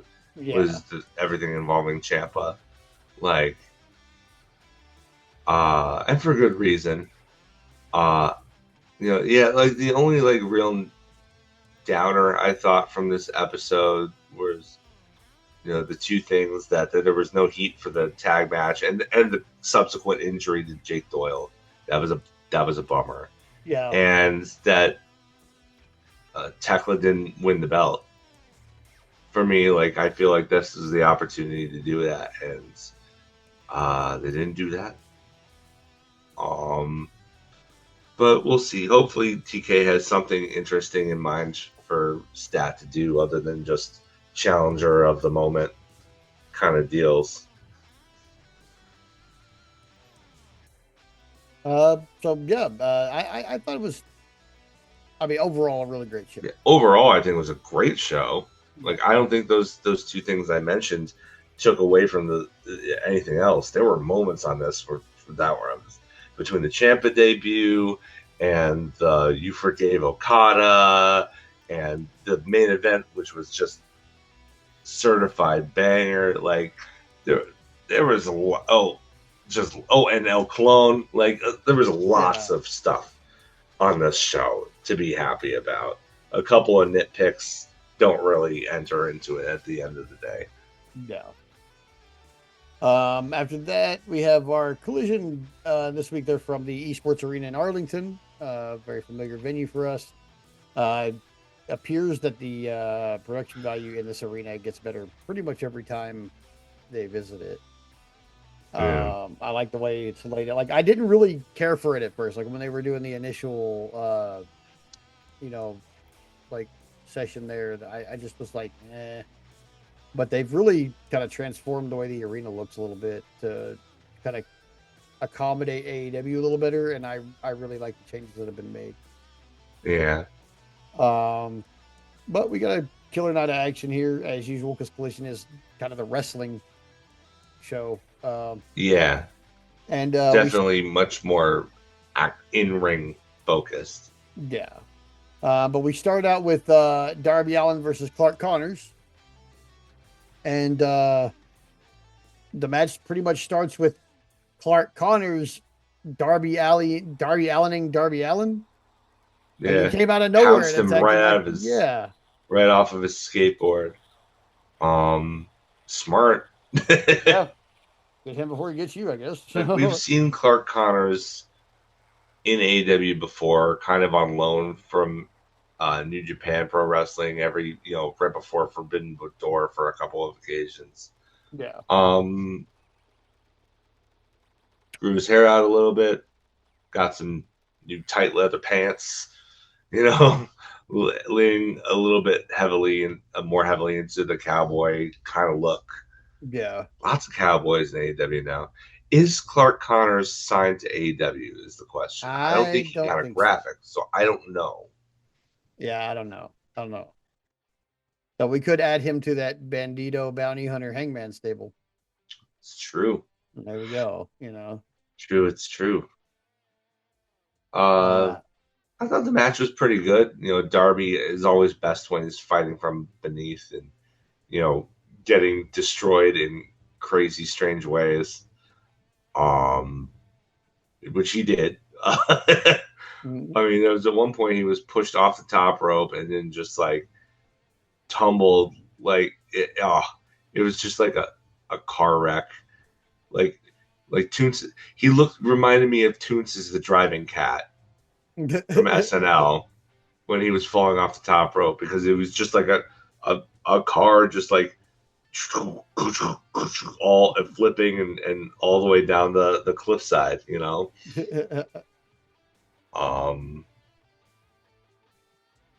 he fights from underneath though, hits a scorpion death drop out of nowhere.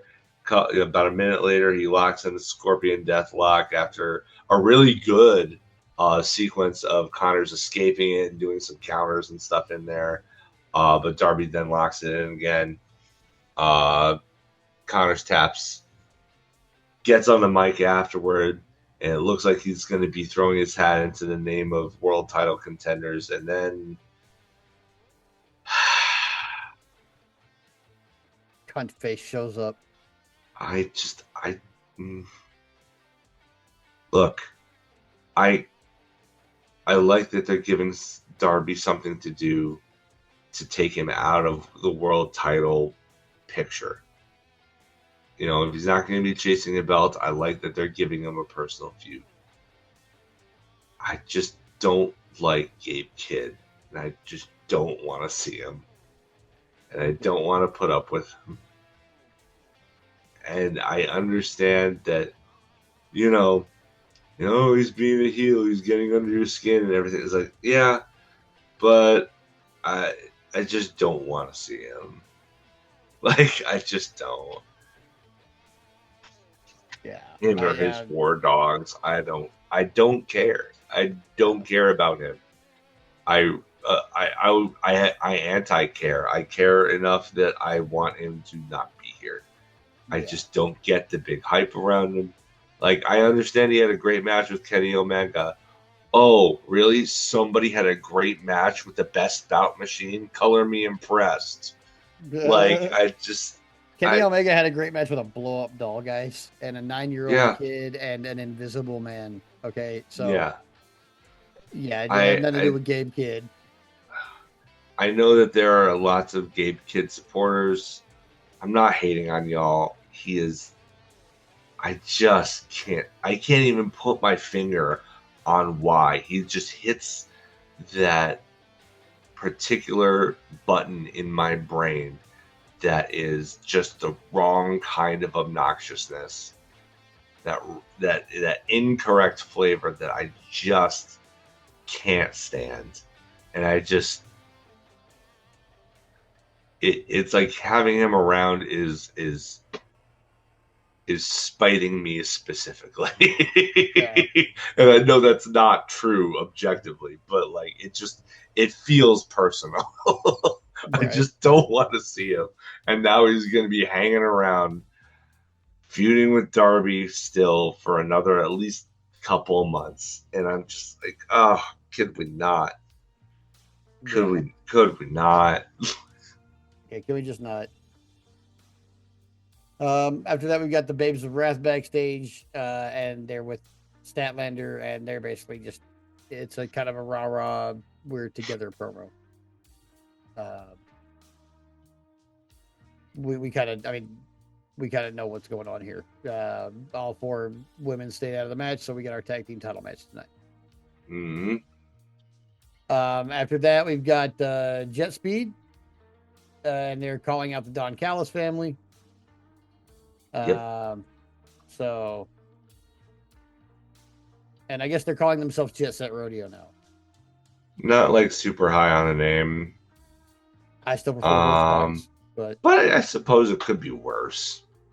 Ultimately, like it could be worse. It could be. I mean, they can't put horsecock on a.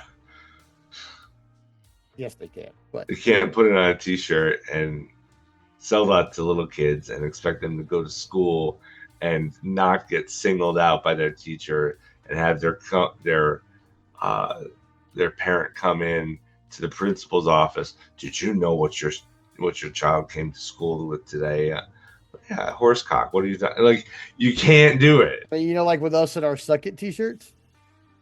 Yeah, like, I cannot tell you how many people got in trouble at least in my middle school when they showed up with those shirts. Yeah, I'm sure. Yeah, sure you were a consistent offender. Oh God, I got in trouble for DX shirts. I got in trouble for South Park shirts. I got in trouble for Beavis and Butthead shirts. Yeah.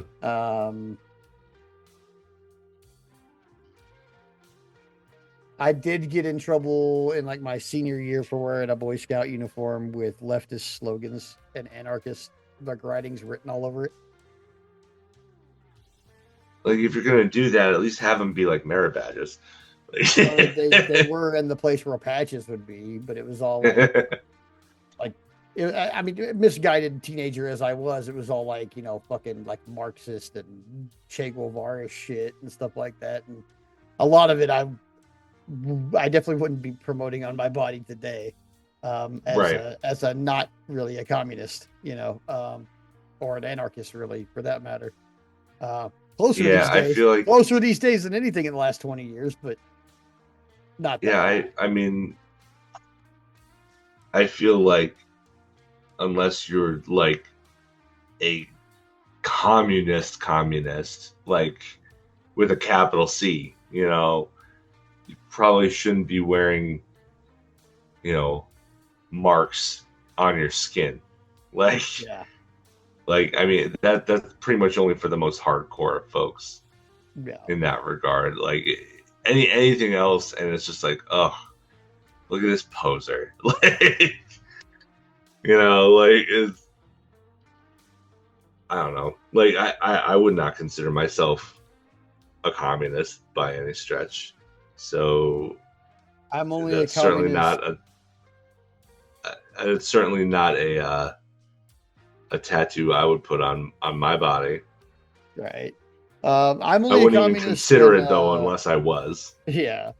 I'm only a communist when my wife orders appetizers at the Asian restaurants, because those are our crab rangoons, comrade. I feel you. Those are our egg rolls. Yeah. And the proletariat, we cannot have them, or whatever.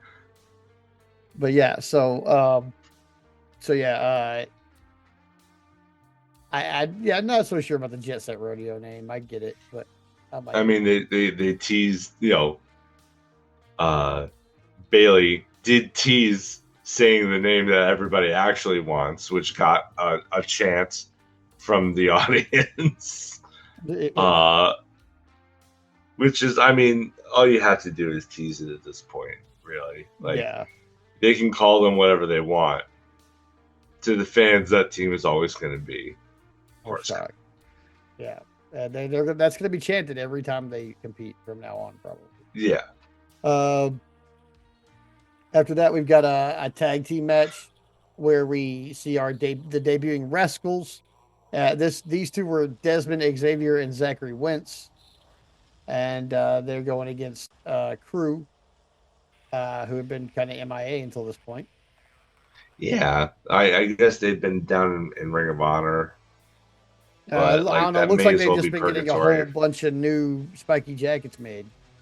Which, I mean, I got how? Sometimes I'm like, how, guys? How? I know because I went and found it what the original jacket cost, and now y'all got like 17 of them. Yeah. You have paid if you got them all from the same place, unless AEW worked out a deal where you got them for free, you paid the price of a Lamborghini for all of those jackets. Like kind of nuts. Fucking really? I mean, I guess you could write all of that off because it's technically work clothes. But golly, man, that's a lot. Like, geez, guys. Like, I hope somebody's making those for you or something like outside of the original label. Because, man, I saw how expensive that first jacket was. I was like, not only is it stupid looking, it's stupid priced. But yeah. That being said, I thought this match was fucking awesome. Like this match was a big party. Like I've not really been familiar with the Rascals' work. I know they were in TNA. I know that these guys were in NXT for a little bit. There was some,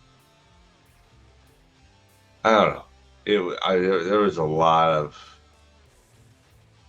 just so much stuff that they packed into this match. I don't even know how to call it, really. Nah, it was like there was just so much stuff. It was great. All of it was entertaining.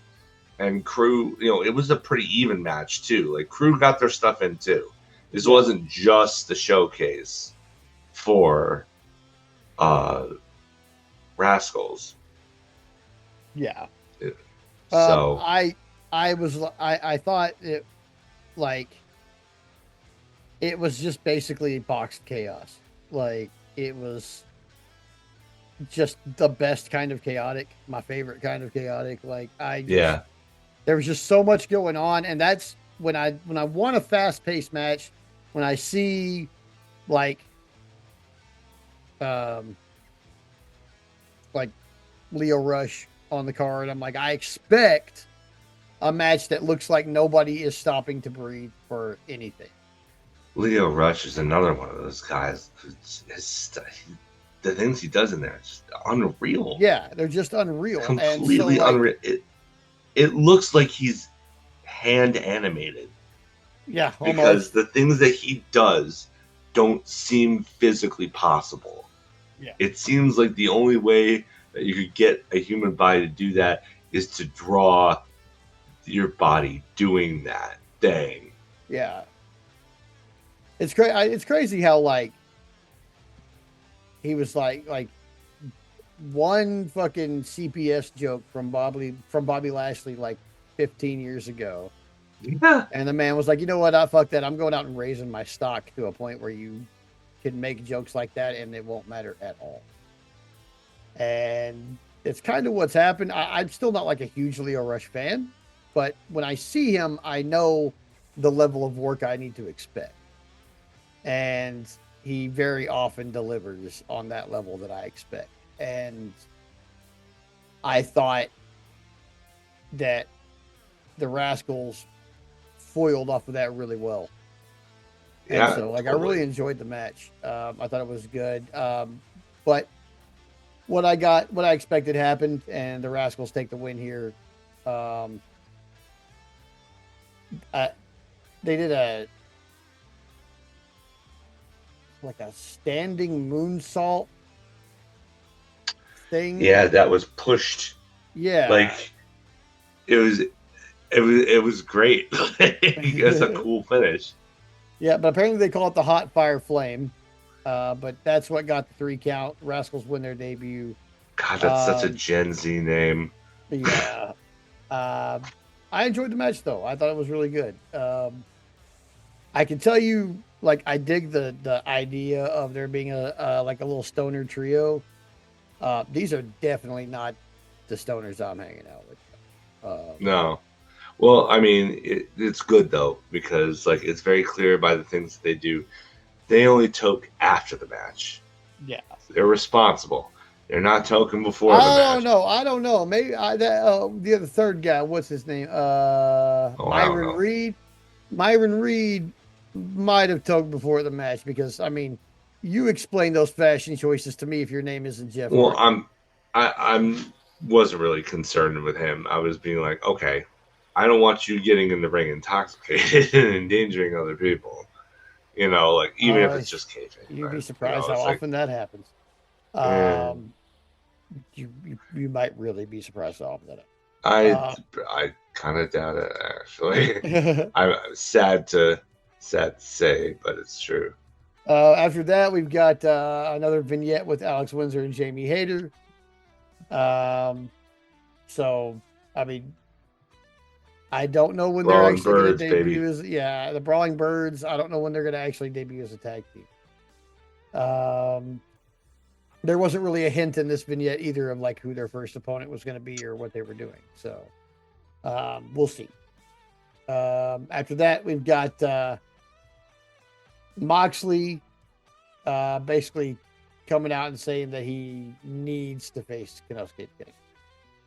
Like, I guess he believes Takeshita to be like a measuring stick to him. Yeah, he said he didn't forget that Takeshita beat him in the Continental Classic, and that's implied why he doesn't get an eliminator match. That's why he just gets a straight shot at the belt because he already beat Moxley in the C2. Yeah. So that's why he just gets a straight up title opportunity.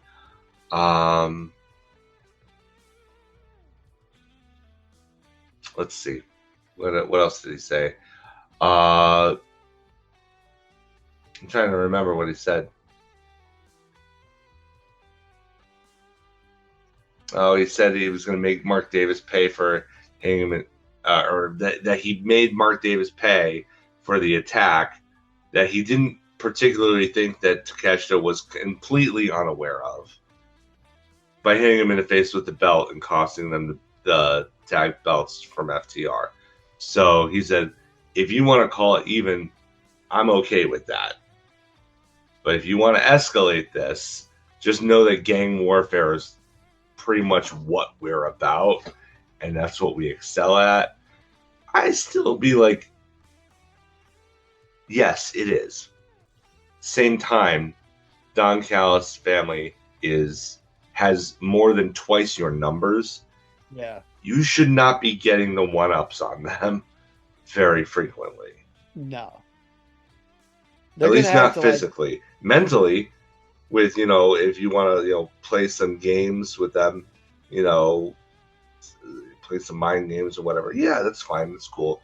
But like physically, one-on-one without shenanigans, there's no reason that the Death Riders, again, and I, just going back to last week, like there's no way they should have won that match, that street fight. There's no way. All the Don Callis family was in the building that night. Why didn't any of them come out? I already did my rant on that. Not going to revisit it. Let it go. Point is that we get some escalation of Death Riders versus Don Callis family. Yeah. After that, we've got our mixed tag team match with Timeless Tony Storm and Orange Cassidy going up against Lady Bird Monroe and Gino Medina. Now, they said on commentary that these guys were local talents. I have no idea who these people are. Yeah. Very first time that we've had local talents in Texas, I did not know who they were. What I will say is, Gino Medina took all the offense like a champ. Mm-hmm. And I kind of liked Lady Bird Monroe's fire, getting in the face of Orange Cassidy and stuff like that. Like, Yeah. I have no idea what kind of wrestler she is, but I can tell that she's got a big personality. Yeah. You know, like she's just letting it all hang out there, and I kind of appreciated that, honestly. Yeah. But of course, this was, pretty much a squash match. We know when there's, local talent like that. Storm gets a couple of hip attacks in. That's pretty much the end of it. Oh, and Medina took all of Tony's offense too. Yeah. Like, good for him. Like, for real. Like, what a professional. You know, not completely selfless and not giving a crap. You know, oh, it's a woman. I don't want to get beat up by a woman. Like, it's all fake, dude. Yeah. It's all fake. But after that, Yuta comes in. He attacks Cassidy. Storm tries to stop it, but she gets blindsided by Marina Shafir. They kind of shit can Tony Storm, and they go after Cassidy. And Wheeler grabs the mic. He's like, "You want to talk about my hair? Well, let's talk about your hair." And he grabs a pair of scissors out of a bag. He goes to cut Orange Cassidy's hair, but Tony kind of saves the day and gets a hold of the scissors, and then looks like she's about to stab the shit out of somebody. Yeah. Yuta bails immediately. Yeah. He's Hell like, yeah, nope, I want none of this. Yeah. And then I do not want that smoke. After she kind of gets everybody out of the ring, she gets the mic and says that, in 2 weeks at Grand Slam Australia, they're going to have a mixed tag hair match. And from her lips to God's ears, one of you bastards is going to be bald, and I kind of really hope it's Marina. I know it's going to be Wheeler, but I hope it's Marina. I feel like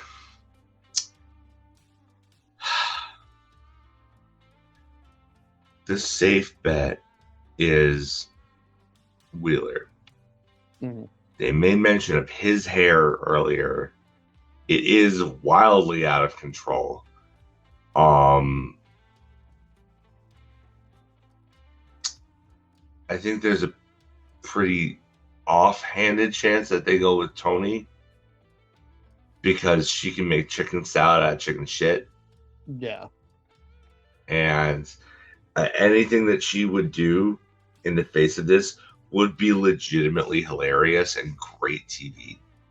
Yeah. I think there's no chance that it's Marina. None. Zero. And that just leaves what's his face? Yuta. Orange Cassidy. Oh, Orange Cassidy. I think it would be interesting to see his reaction. Would he care? Would Orange Cassidy care that he got his head shaved? I mean, probably not. I mean, this could be one of those things that, like, because he cares about certain things. Mm-hmm. He tries to be, the whole point of his character is that he puts on this huge facade. He cares a lot, but he puts on this facade. I could see him caring a lot about this and trying to play it off like he's fine when he's not. But I don't know. I feel like this was tailor-made so that they could give Yuta a haircut. Yeah. Yeah. After that, we've got Lexi Nair backstage with Kingston Ortiz and the Grizzled Young Veterans. They basically do their what they've been doing for the last couple of weeks before they yell at each other about how neither one of them understands the situation, apparently. But they agree to a parking lot fight next Saturday on Collision. But as GYV is going to kind of agree to it, Big Bill comes out of nowhere and kicks the shit out of Ortiz. And then Brian Keith attacks Kingston and throws him against the garage door. And then, the vets are like, it's not hard to find people who don't like you guys. And then they pay Big Bill and they leave. And they say they're going to put this to bed next Saturday in the parking lot. And that would be expounded upon later in the show. Yes. And right after that, we've got our TNT Championship match: Tommaso Ciampa versus Mark Briscoe. And man, Yeah, this was a man, barn burner. it Went was a right up until the time limit. It was like I think it was within that 19th minute that it ended of the time limit. I'm not sure how much time was left on the clock in the time limit before they went to the finish, but it was close. Yeah, it was really close. Ciampa wins. He exposed he gets the running knee. I think they're calling it I can't remember what they're calling that. So many people have a running knee. It's usually called a V trigger. Yeah. I don't know what they're calling it, but Tommaso Ciampa wins the TNT Championship, and I've checked. Him and Mercedes are the only people in 6 years to win a championship in their debut match. So, yep. I really and wondered Ciampa did it faster. Yeah. From Wednesday to Saturday, as opposed to the month or so that Mercedes had of non-wrestling appearances before she actually laced up the boots. Yeah. Now that I wondered how this was going to go, because I was like, man, Briscoe's so over. How could he lose the title? But then I was like, but how do you bring somebody like Ciampa in and make him lose right off the bat? Like, yeah, you can't. Like you just can't. Like, yeah. If he has to look like a killer, you're going to call him a psycho killer again. He has to look like a killer. If you brought him in as a mystery challenger, like if they didn't do the thing they did on Wednesday, and they had Mark Briscoe start in the ring and say, this is an open challenge, whoever's going to come out is going to come out, and they debuted him that way in that moment, yeah, I could see him losing. But if you're going to give half a week to, have his on-screen debut, even in a non-wrestling capacity, have him interact with Mark Briscoe, and then wait until Collision for the match, no, you can't have him lose. No. Are you kidding me? Not after that kind of build-up. Yeah, it's short-term build-up, but it's focused specifically on him, as opposed to just, oh, this is another, random challenger for the TNT title, in the tradition of the belt. Like, no, this was calculated. This was, this was purposeful. Mm-hmm. I'm still kind of shocked that they changed the belt to a degree, but I get the impetus behind it for sure. Now, after Ciampa wins, we get a view into who might be his first challenger for the TNT title, which is Kyle Fletcher. And to say I'm excited for that might be a little bit of an understatement. Yeah. Like, maybe a lot of an understatement. Like, I am on fucking fire to watch Kyle Fletcher. That's going to slap whenever they put it on. Oh, they're going to kick the shit out of one another. Like, it is going to be so fucking great. Like, Kyle Fletcher gives as good as he gets. Ciampa gives as good as he gets. They're both fucking skilled as shit. Ciampa, even in his advanced age for the wrestling business, can fucking go with people like Fletcher. He looks older than he is. No, he does look older than he is. He has he's not much older than I am. Like, I think he's in his late 30s. That's still he's still got miles in the tank. I want to see, because he's got a lot more gray in his beard than I do. He's 40. Yeah. I mean, yeah, he's 2 years younger than I am. He looks a little bit older than I am. I mean, I guess the wrestling business will do that to you, though. I'm not surprised. Yeah. Oh, I just saw a picture of him without a beard, and I'm like, I'm so glad he has one. The beardless Ciampa looks like an asshole, and I couldn't root for him if he didn't have one. I don't think anymore. But yeah, so it looks like we're gonna get Ciampa versus Fletcher first, and I'm with that. Let's do that at Revolution. Let's go ahead and get that going right. For sure. Yeah, give it to me.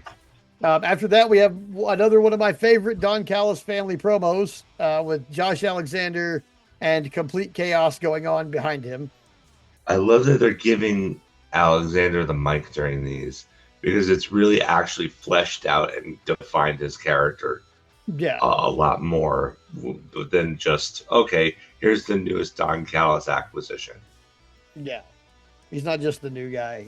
He's kind of the mouthpiece of the Callis family that's Yeah. not Don Callis. And I'm okay with that. Like, he might be the guy who ends up being like the Don Callis protege, where like Yeah. maybe he ends up being a, because I mean, like, Josh Alexander's a wonderful wrestler. He's fantastic. He's Yeah. really good on the mic. That's great. Um, he might have the same problem that Callis had when he was a wrestler, though, which is despite boatloads of talent and a bottle full of rocket sauce, he just can't get over.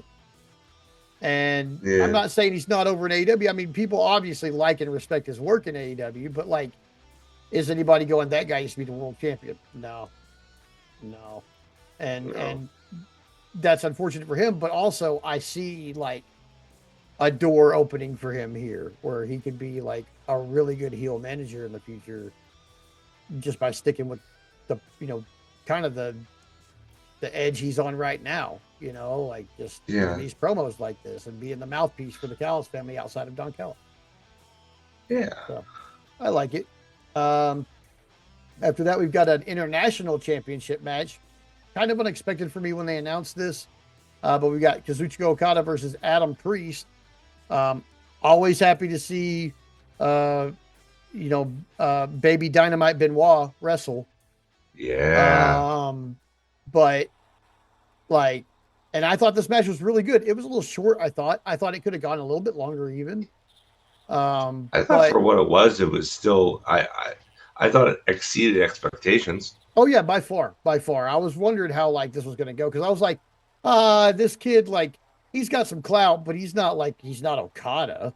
This is about Right. to be just like a beating, and then it wasn't a beating. It was like a legit competitive like 10 minutes or so, and I liked it. I thought it was really good. Yeah, me Of too. course, there's outside interference and stuff like that, so we have a belief, at least a little And, bit, that he could have won. But yeah, and that's a key difference too. Like we're used to Okada, basically Okada, except for the first couple of weeks, has been belted up for his entire AEW run, mhm, which is ludicrous if you think about it.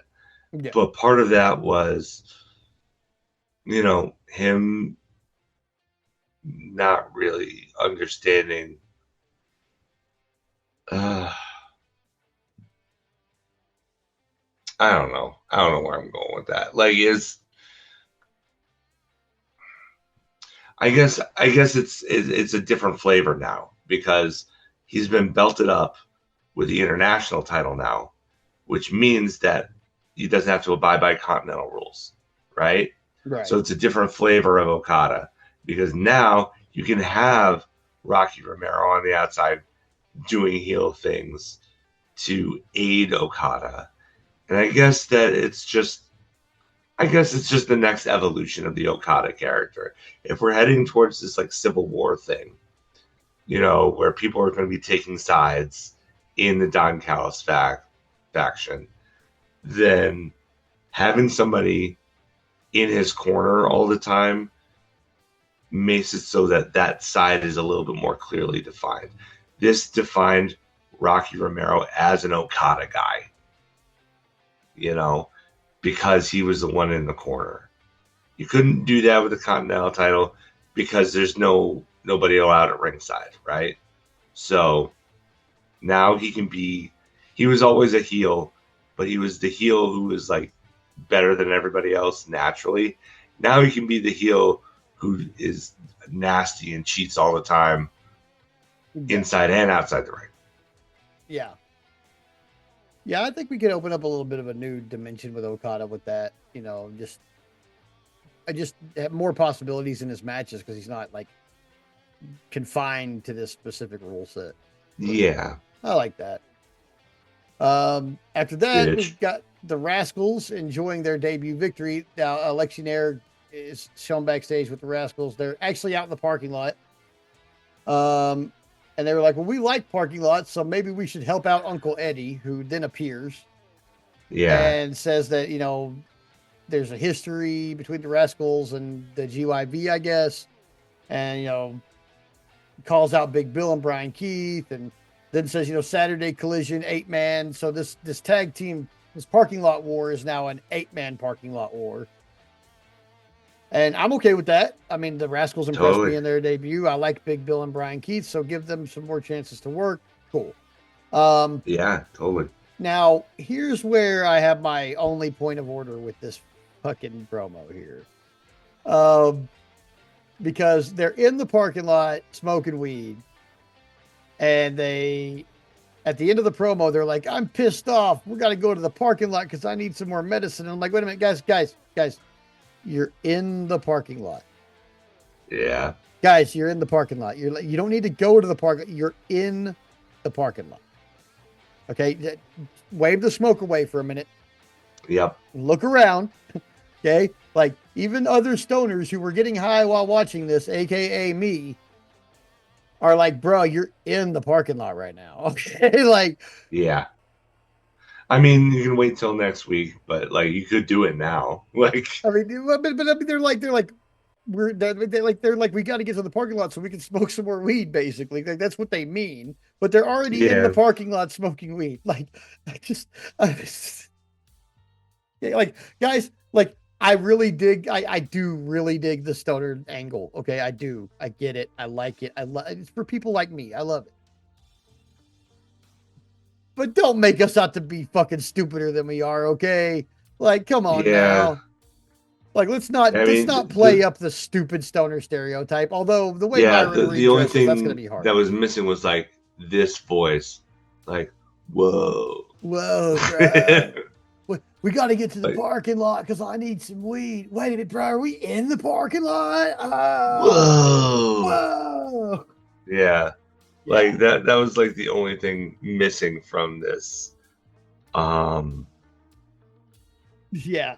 This is not exactly, I'm not a part of that subculture. So like it doesn't really hit for me as much as it might for other people. And I understand that, and not everything needs to be for me. Right. And I understand that.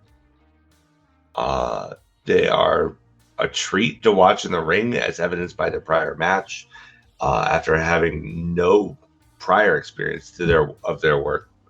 So it's not like I'm gonna hate on them. You bring it in the ring, it's fine.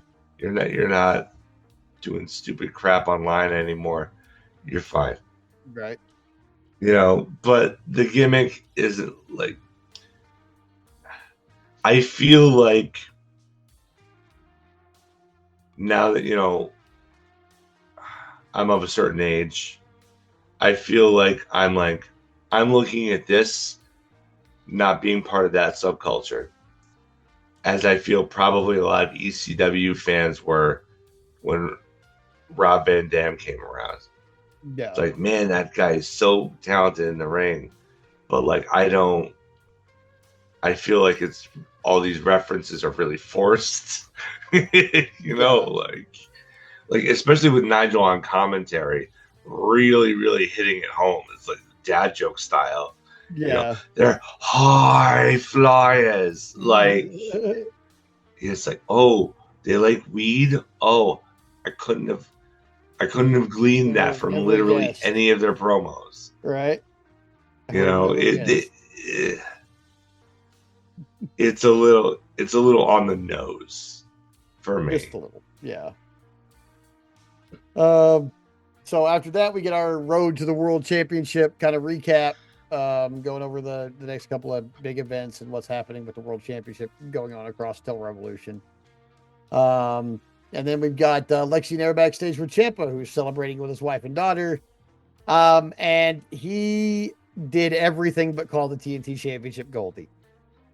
Like, he really played up the I talked to my belt and this is my new child, and like this is exactly what he does when he gets the title. Like, this is not new, folks. No, this is par for the course. Yeah. And I liked that consistency. I didn't like, as cute as she was, I didn't like the utilizing his daughter and his wife, not because of them necessarily, but it's like if your nickname is Psycho Killer, I think it undercuts the Psycho Killer thing if you're shown to be a devoted family man on camera. I mean, okay, yeah, that's probably fair. Yeah. Like, I feel like, I mean, don't get me wrong. Like, most serial killers are serial killers in their secret life and have their normal family life and everything. So it's not like it's in real life. It's not like this isn't representative. But, like, I feel like if you're going to call yourself that, being shown to be a wife guy and a daddy, was a daughter daddy. Yeah. I don't know if those two things mesh really well together on screen as a wrestling character. So here's the way I see it and the way I kind of justify it. The title is like one of his children, right? Yeah, that's fine. That's part of the course. Yeah. Fuck with one of my kids, and the nicest man you have ever met will become a psycho killer before your eyes. Yeah, I suppose. So I feel like that's conditional. I'm this way if you do this. Whereas if you have that nickname, that means you're like that all the time.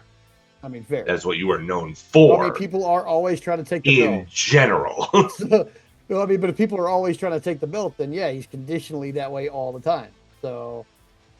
Yeah, I mean, but the condition is that people mess with his family. Yeah, but his family. I doubt that they're going to be doing that literally before every TNT title defense. Well, yeah, but the belt is one of his children, so you're trying to take away one of his children. There's a logic to that. I'll grant you. Yeah, but so I mean, we'll see how this works because it's like, I mean, I understand where you're coming from, where it's like this guy's supposed to be a psychopath, but there's his wife and kid, his pretty little daughter, his pretty wife, and he's actually showing them love on camera, and then being a normal person. Yeah, so I do get where you're coming from that. So that does throw off a little bit. So we'll see how they kind of go from forward. Yeah. After that, we've got our main event, which awesome. The women are main eventing with our AEW Women's World Tag Team Championship match between the Babes of Wrath and the Sisters of Sin, them spooky bitches. I have really conflicting thoughts about this match. I didn't think the match was the match was fine. It was okay. Yeah, it was okay. It was okay. I feel like, because I'm torn, right? Like you, I'm glad to see the women getting the main event spot. And I feel it's important to keep giving them that spot. Mm-hmm. But I feel like the title change, if there was going to be a title change, that should have been the main event slot. Mm-hmm. Yeah, because that's a bigger thing than a title retention. Yeah. So either I feel like you should have switched the two and had the TNT title change happen in the main event slot, mm-hmm. or you also switched the women's tag belts. Yeah. And honestly, but they didn't do either of those things. No, they didn't do either of those things. And it's like, look at the entire week up until this so this is the last match of the week. And look at the week up until this point. Yeah. Even especially right before this, when we had Ciampa and Briscoe, what do you mean you're gonna get a main event during this particular week of wrestling and then just kind of put on an match that I was all of you are better than this. I'm not mad at it. I was just it was okay. If you want me to glow about it, I ain't got that. I'm sorry. It's just not here. And not that, and it's fucked up because all four of these women I'm a huge fan of on. Yeah, totally. I don't want to take anything away from them at all. Not at all. No. I wouldn't want to take away that spot that main event spot. I wouldn't want, but at the same time,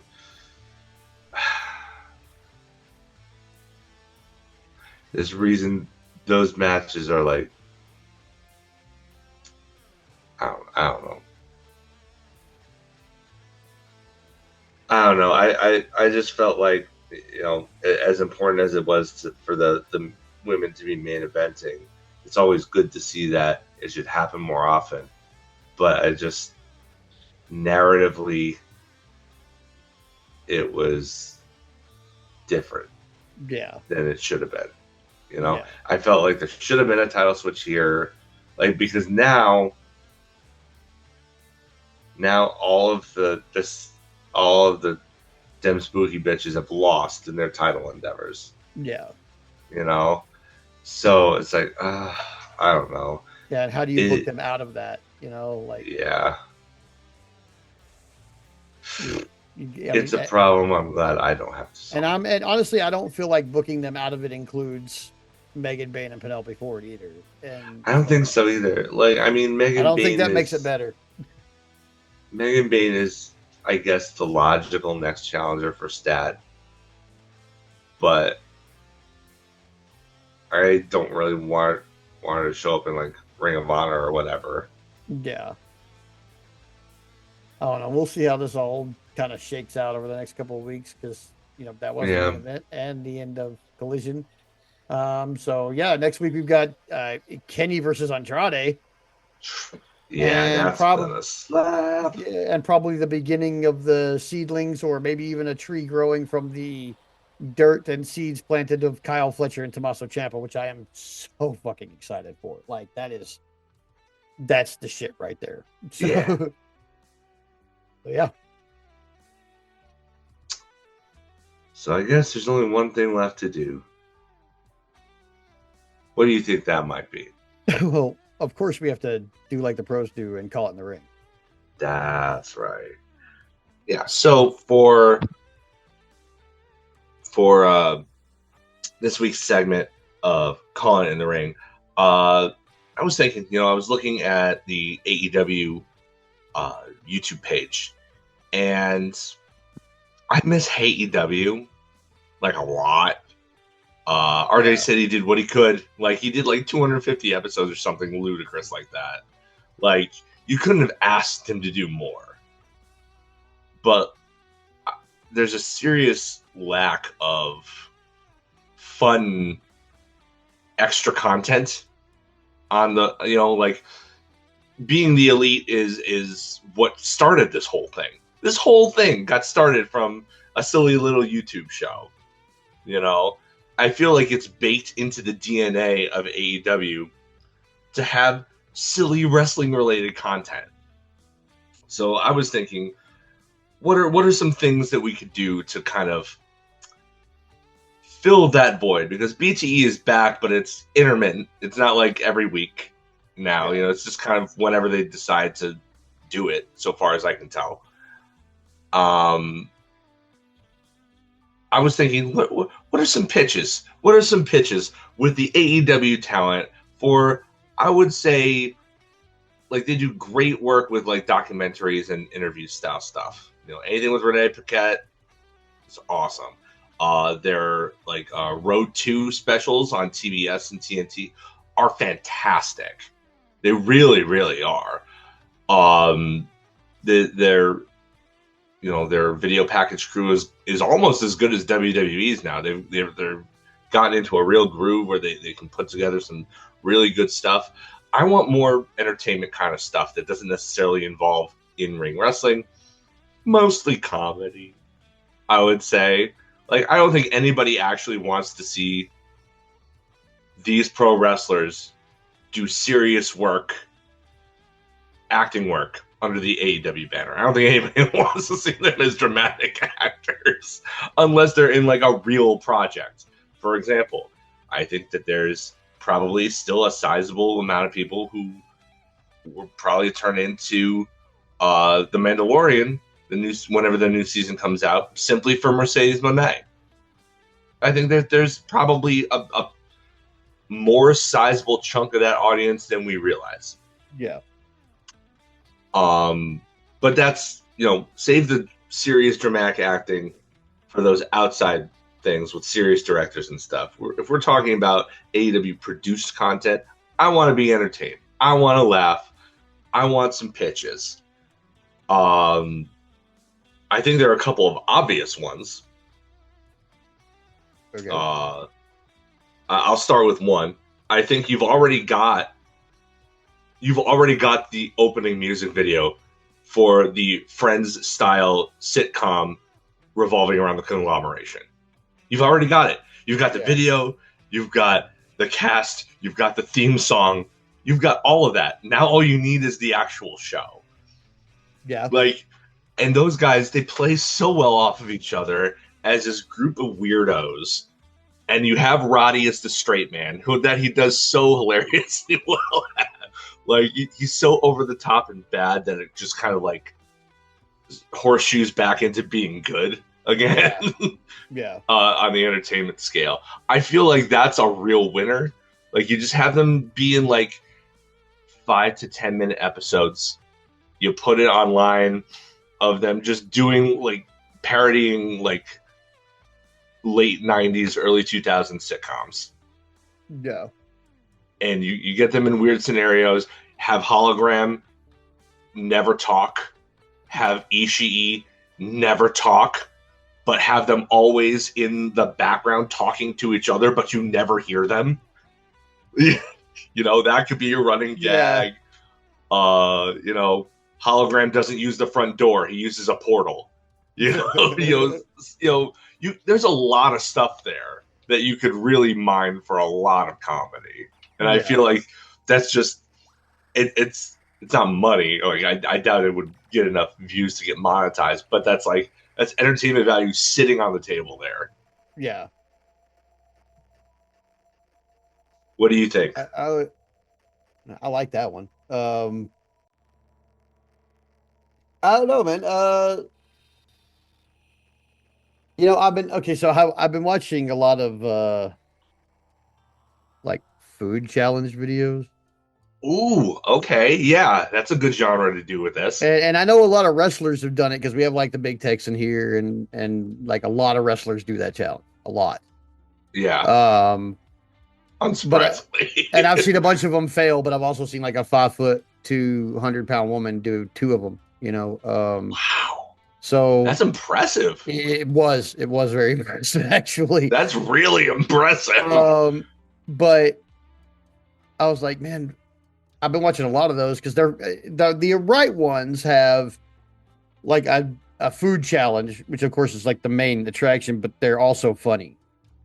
The guys who have the best channels and then the girls who have the best channels that do that stuff are funny along with all the other stuff. So I think I would do a Big Bites with Big Bill. Oh, he's the perfect guy to do it too. Yeah, because I bet he could he's got just the personality. He's got just the personality for it, where he could be a dick or a nice guy, and it would be funny either way. He's huge, so that he's probably got a bigger tank to put food in than a lot of other people do. The way he looks, I'm positive he eats 20,000 calories a day. Oh, he's got to. Yeah, to maintain that kind of physique, absolutely. Yeah. So this would be like a heavy lunch, basically, any of these things. So we could have Brian Keith with him, even, just a hype man or being he can introduce the segment. Or maybe sitting across the table you ain't gonna do it. Or the running gag could be that he does the challenge too and he always fails. Because who could beat Big Bill? Right. But he'll be like, I'll get you next time. Right. So yeah, I think love that would be cool. And yeah, I thought that was I was like, he'd be perfect for that shit too. That's the kind of content that really draws. Yeah. Online too. I love that idea. How about this one? A punk style prank show, but it's just back and forth between Nyla Rose and Snake Man. and Serpentico. I would love it even more if Serpentico's prank never worked. I think that's the secret sauce. Yeah, is right. that there, it never works. Like she's always getting him and he never gets one. Yeah. Yeah. Like it would be half scripted and half real. Everything that Nyla does to Serpentico is real. And everything that Serpentico tries and fails to do with Nyla is at work. Yeah. Okay. Like it's Wile E. Coyote. Yeah. It's Wile E. Coyote and the Roadrunner in prank form. I mean, can you imagine just the cackling alone from Nyla Rose? Oh, dude. I bet she's got like 1,000 things she could do to him too. Like I've always wanted to do this. I guarantee you there's 1,000 that she's already done to him that they could probably, revisit. Yeah. Probably run it back. Just film it this time. Yeah. Yeah, probably.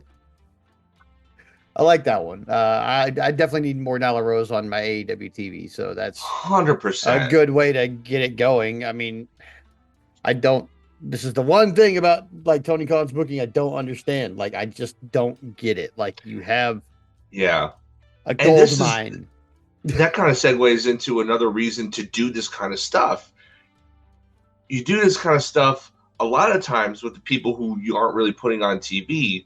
So in the hopes that they get over and they can bring elements of that into their character and put them on TV again with a built-in audience already kind of knowing about that. Yeah. Like you won't get everybody, like AEW's audience is more terminally online than I would say somebody like WWE's audience or certainly somebody like New Japan's audience. But like, I feel like there's a bigger window of opportunity to have something get established online for them and then for it to carry through. I mean, they already try to force that with all of their ROH integration. Yeah. Where they just bring guys up from ROH. They've been doing something in ROH that like has been, and they just kind of expect you to know what they've been doing the whole time. Yeah. Like, why not just like, instead of having that be from ROH, you do entertaining stuff online. Nyla isn't doing anything right now. Yeah. Anything.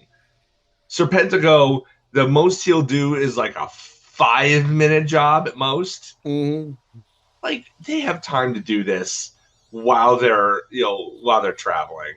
Absolutely. Yeah, 100%. Another one I think I'd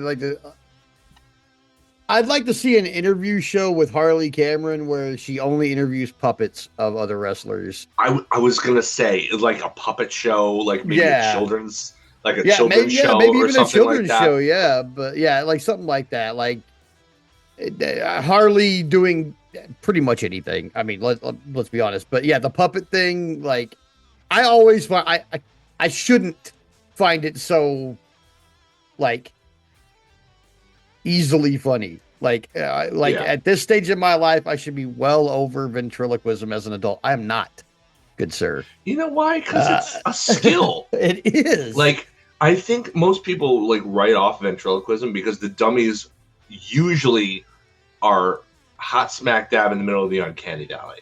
Yeah, and it's creepy. Yeah, her puppets are not creepy. No, they're like Muppets. She's legitimately funny. Yeah, really fun.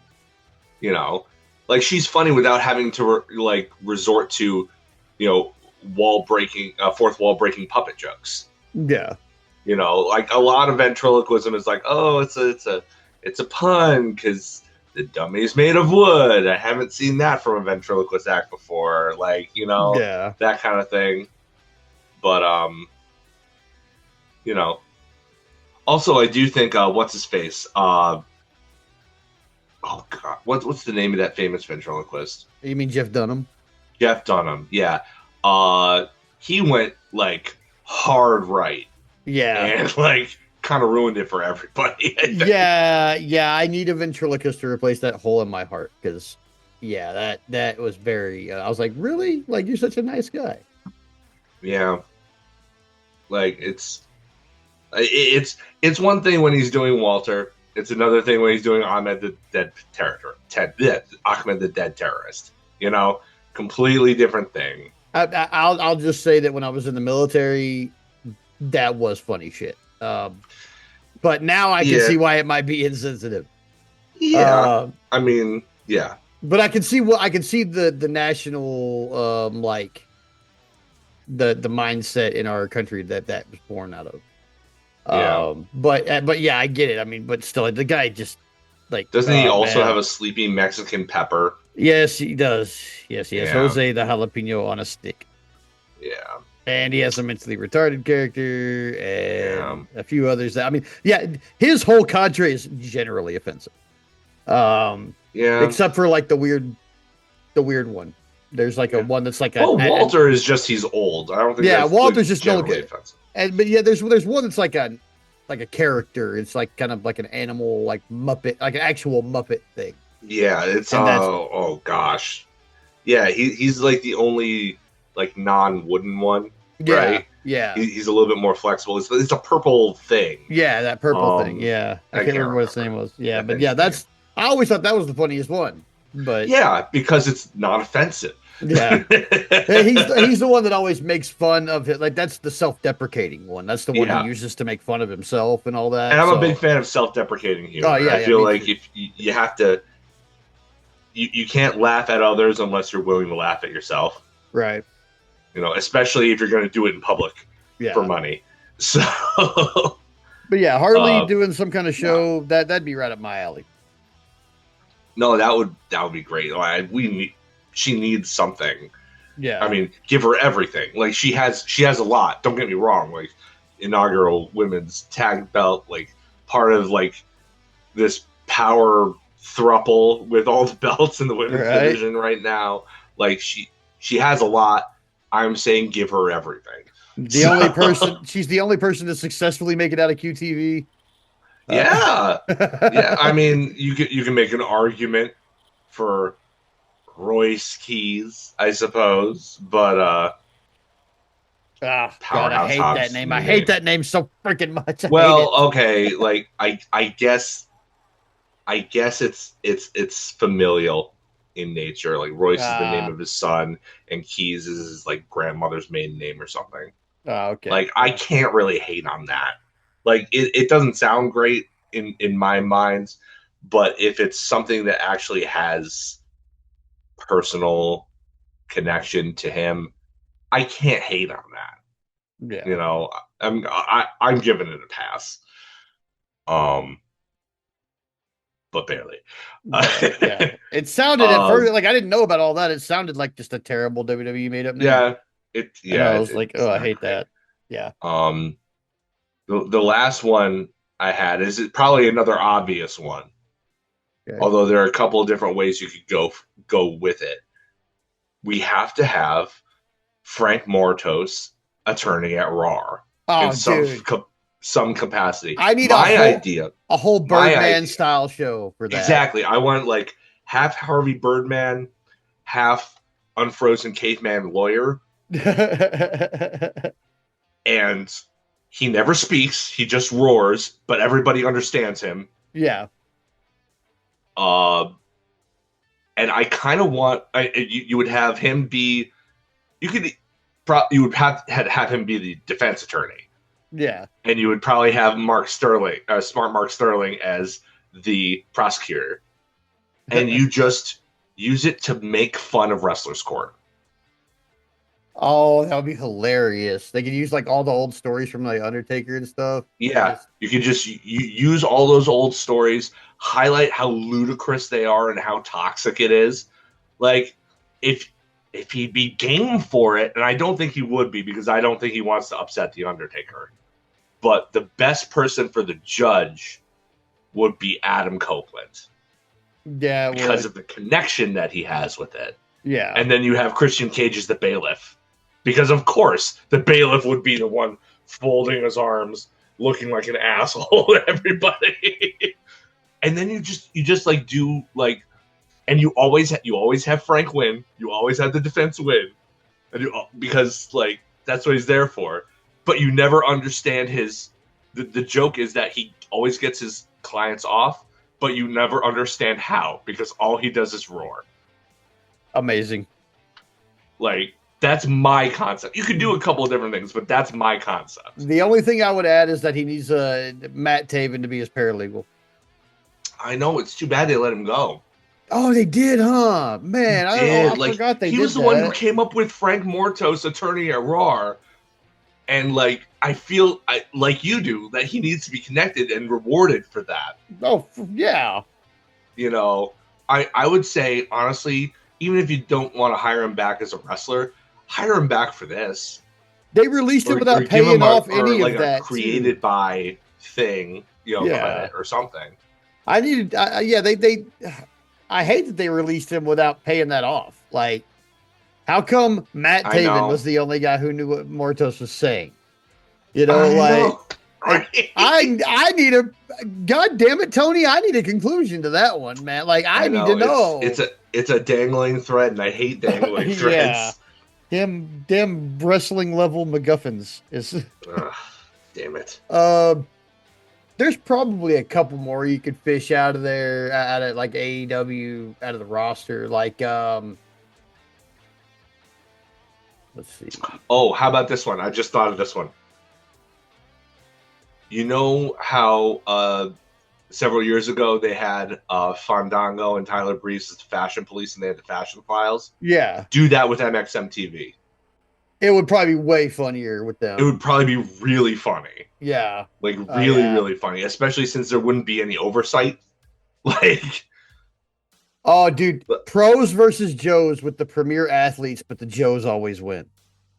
Oh, that would be amazing. And the first episode is just Samoa Joe. It's just Samoa Joe. Pros versus Joe. Pros versus Joe. Yeah, there we go.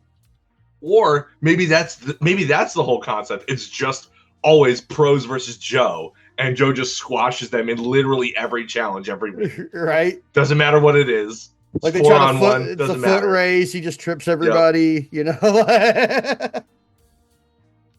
Maybe Story Denali beats Joe every once in a while, but none of the boys do. Right. There was one more I was thinking of. Now I got to remember it because it was like the last one. I'd written other ones down, and then I had this one. It just popped in my head last night, and I was like, "Oh man, that would be great." Oh my gosh, this is gonna bother me because as soon as I fucking finish editing and upload, this is gonna be like, "Oh, yeah." Now I got to give myself just a couple seconds. What about this? What about this idea? Okay. A buddy cop parody with Brodito. Okay. Brodito is a cop who wears a mask, but like is a good and generous, decent person, and like maybe they act like corrupt cops, but the joke is the corruption is they're actually good people, and they none of their coworkers like trust them because they're good people, and they actually are fair to people, and they're not assholes. That'd be good. Yeah. Oh, or maybe just Brody King, border agent, and just lets everybody through. Yeah, he's like, "Hey, come on, guys, come on, everybody here. Is that everybody? Okay." You know? The one white guy comes across the border, just coming back home from Tijuana, and he's like, "Hey, no, I don't trust you." He pats him down. Like the one gringo that comes through. Yeah, wait, hold on. That may be just the one episode gag, but like I don't know. I think it could be funny if done correctly. Oh God, man, there was one more that I had. God dang it! And now it's gonna bother me that I don't know it. And y'all are gonna hear about it next week on the fucking show if I don't remember it in like the next couple of seconds. Do you remember who it involved? No, because it was like one of those ones where like I correlated it with specific person, and it's the person that I can't remember. Because I know once I remember who I was thinking about, I'll be like, "Oh yeah, it was because they do this." Yeah. And just came up with this one. All right. Touring the United States with MJF. Yeah. Okay. Every single town that he goes to is mid, except for Long Island. But the joke is they show him going to awesome places where most people would have an awesome time, and he's sitting there yawning like he couldn't be bothered. That'd be hilarious. Mid. Oh wait, I know what it was. It was learning English with Nigel McGuinness. Ooh, okay, all right. Because I want it to be full of Nigel saying American colloquialisms that he doesn't quite understand, like when he says clam digger. It's like, I don't know if that means something different in the UK, but here it means a very specific thing. Yeah, it's a very specific thing, Nigel. Yeah. And Aubrey Edwards is over there like, I dig clams. I'm like, not literally. Not okay? literally. Like, this is not a literal thing. Yeah, like, you've seen you get down in the mud with the quahogs. I get that, but like, in the gooey ducks, but like, no. Not what we're talking about, Aubrey. Yeah. I mean, You there sweet, should be something with the unassuming referees. soul. Yeah. There should be something with the referees. Like, give them a platform. I mean, more so than in any other company that I can ever think of, the referees are, and I know it bucks against tradition, but each of the referees kind of has a character. Yeah. To a degree. Like, everybody loves Aubrey. You could call the show that everybody loves Aubrey. Like, you know, because they do. Like, she's really, really into it. She's, you know, the no nonsense one. You know, Rick Knox is obviously the worst referee ever, which makes him the best referee ever. Because he never sees, like 99% of the time, the heels, if the heels are cheating or winning by cheating, usually Rick Knox is refereeing that match. You know, his whole gimmick is that he doesn't see anything. This only works for me if they show the referees at like gorilla position, and right before Rick Knox walks out for any match he's refereeing, he takes off these big old turtle glasses and like puts them on the desk. The big old Mr. Magoo thing. Yeah, the Magoo glasses, like the whole like huge, like the ones that make your eyes look different behind them and stuff. Like he's like, "Is it time for my match? Cool. Where's the curtain? Where's the curtain?" Yeah, exactly. That could be his catchphrase. Where's the curtain? That could be part of that shit. That could tie in with the Nyla Rose show. Just have her like pop up and girl be like, "It's this way," and lead him backwards, like the whole that could be like direction. The season finale of it is they actually film Nyla Rose and Serpentico having a comedy match against each other. Rick Knox is the referee, and he doesn't see any of the prank stuff that goes on. And Nyla gets away with everything. Perfect. I'm into that one. Yeah, I like. Y'all should hire us. I'm just saying. Like, Willing half to of this stuff we thought of just off the top of our heads, right? In this segment, right. We got ideas. But yeah, I mean, willing to relocate. Yes, even to Florida. Oof. No, I really don't wanna, but I will if y'all come knocking with a piece of paper. You know, like I will, but I don't wanna, but I will. Yeah, I'll work remotely too. You can pay me less, just let me stay home. Yeah, I'd love to work remotely. Word. But yeah, that's our few ideas for our for wrestler related ancillary shows to AEW. Let us know if you have any ideas. Let us know on Blue Sky. You know, I would love to hear other people's ideas for funny stuff. If you have ideas, we will discuss a mountain of ideas that can be mined. For comedy. Yeah, so much stuff. Like, you know, like seances with Julia. You know, there could be a bunch of different stuff, but yeah, I definitely do miss like AEW and need more. And like, I know I'm always like, we watch wrestling for 4 hours a week, but like, no, really, like, I got time between work shifts and sleep and stuff like that to like watch a little YouTube.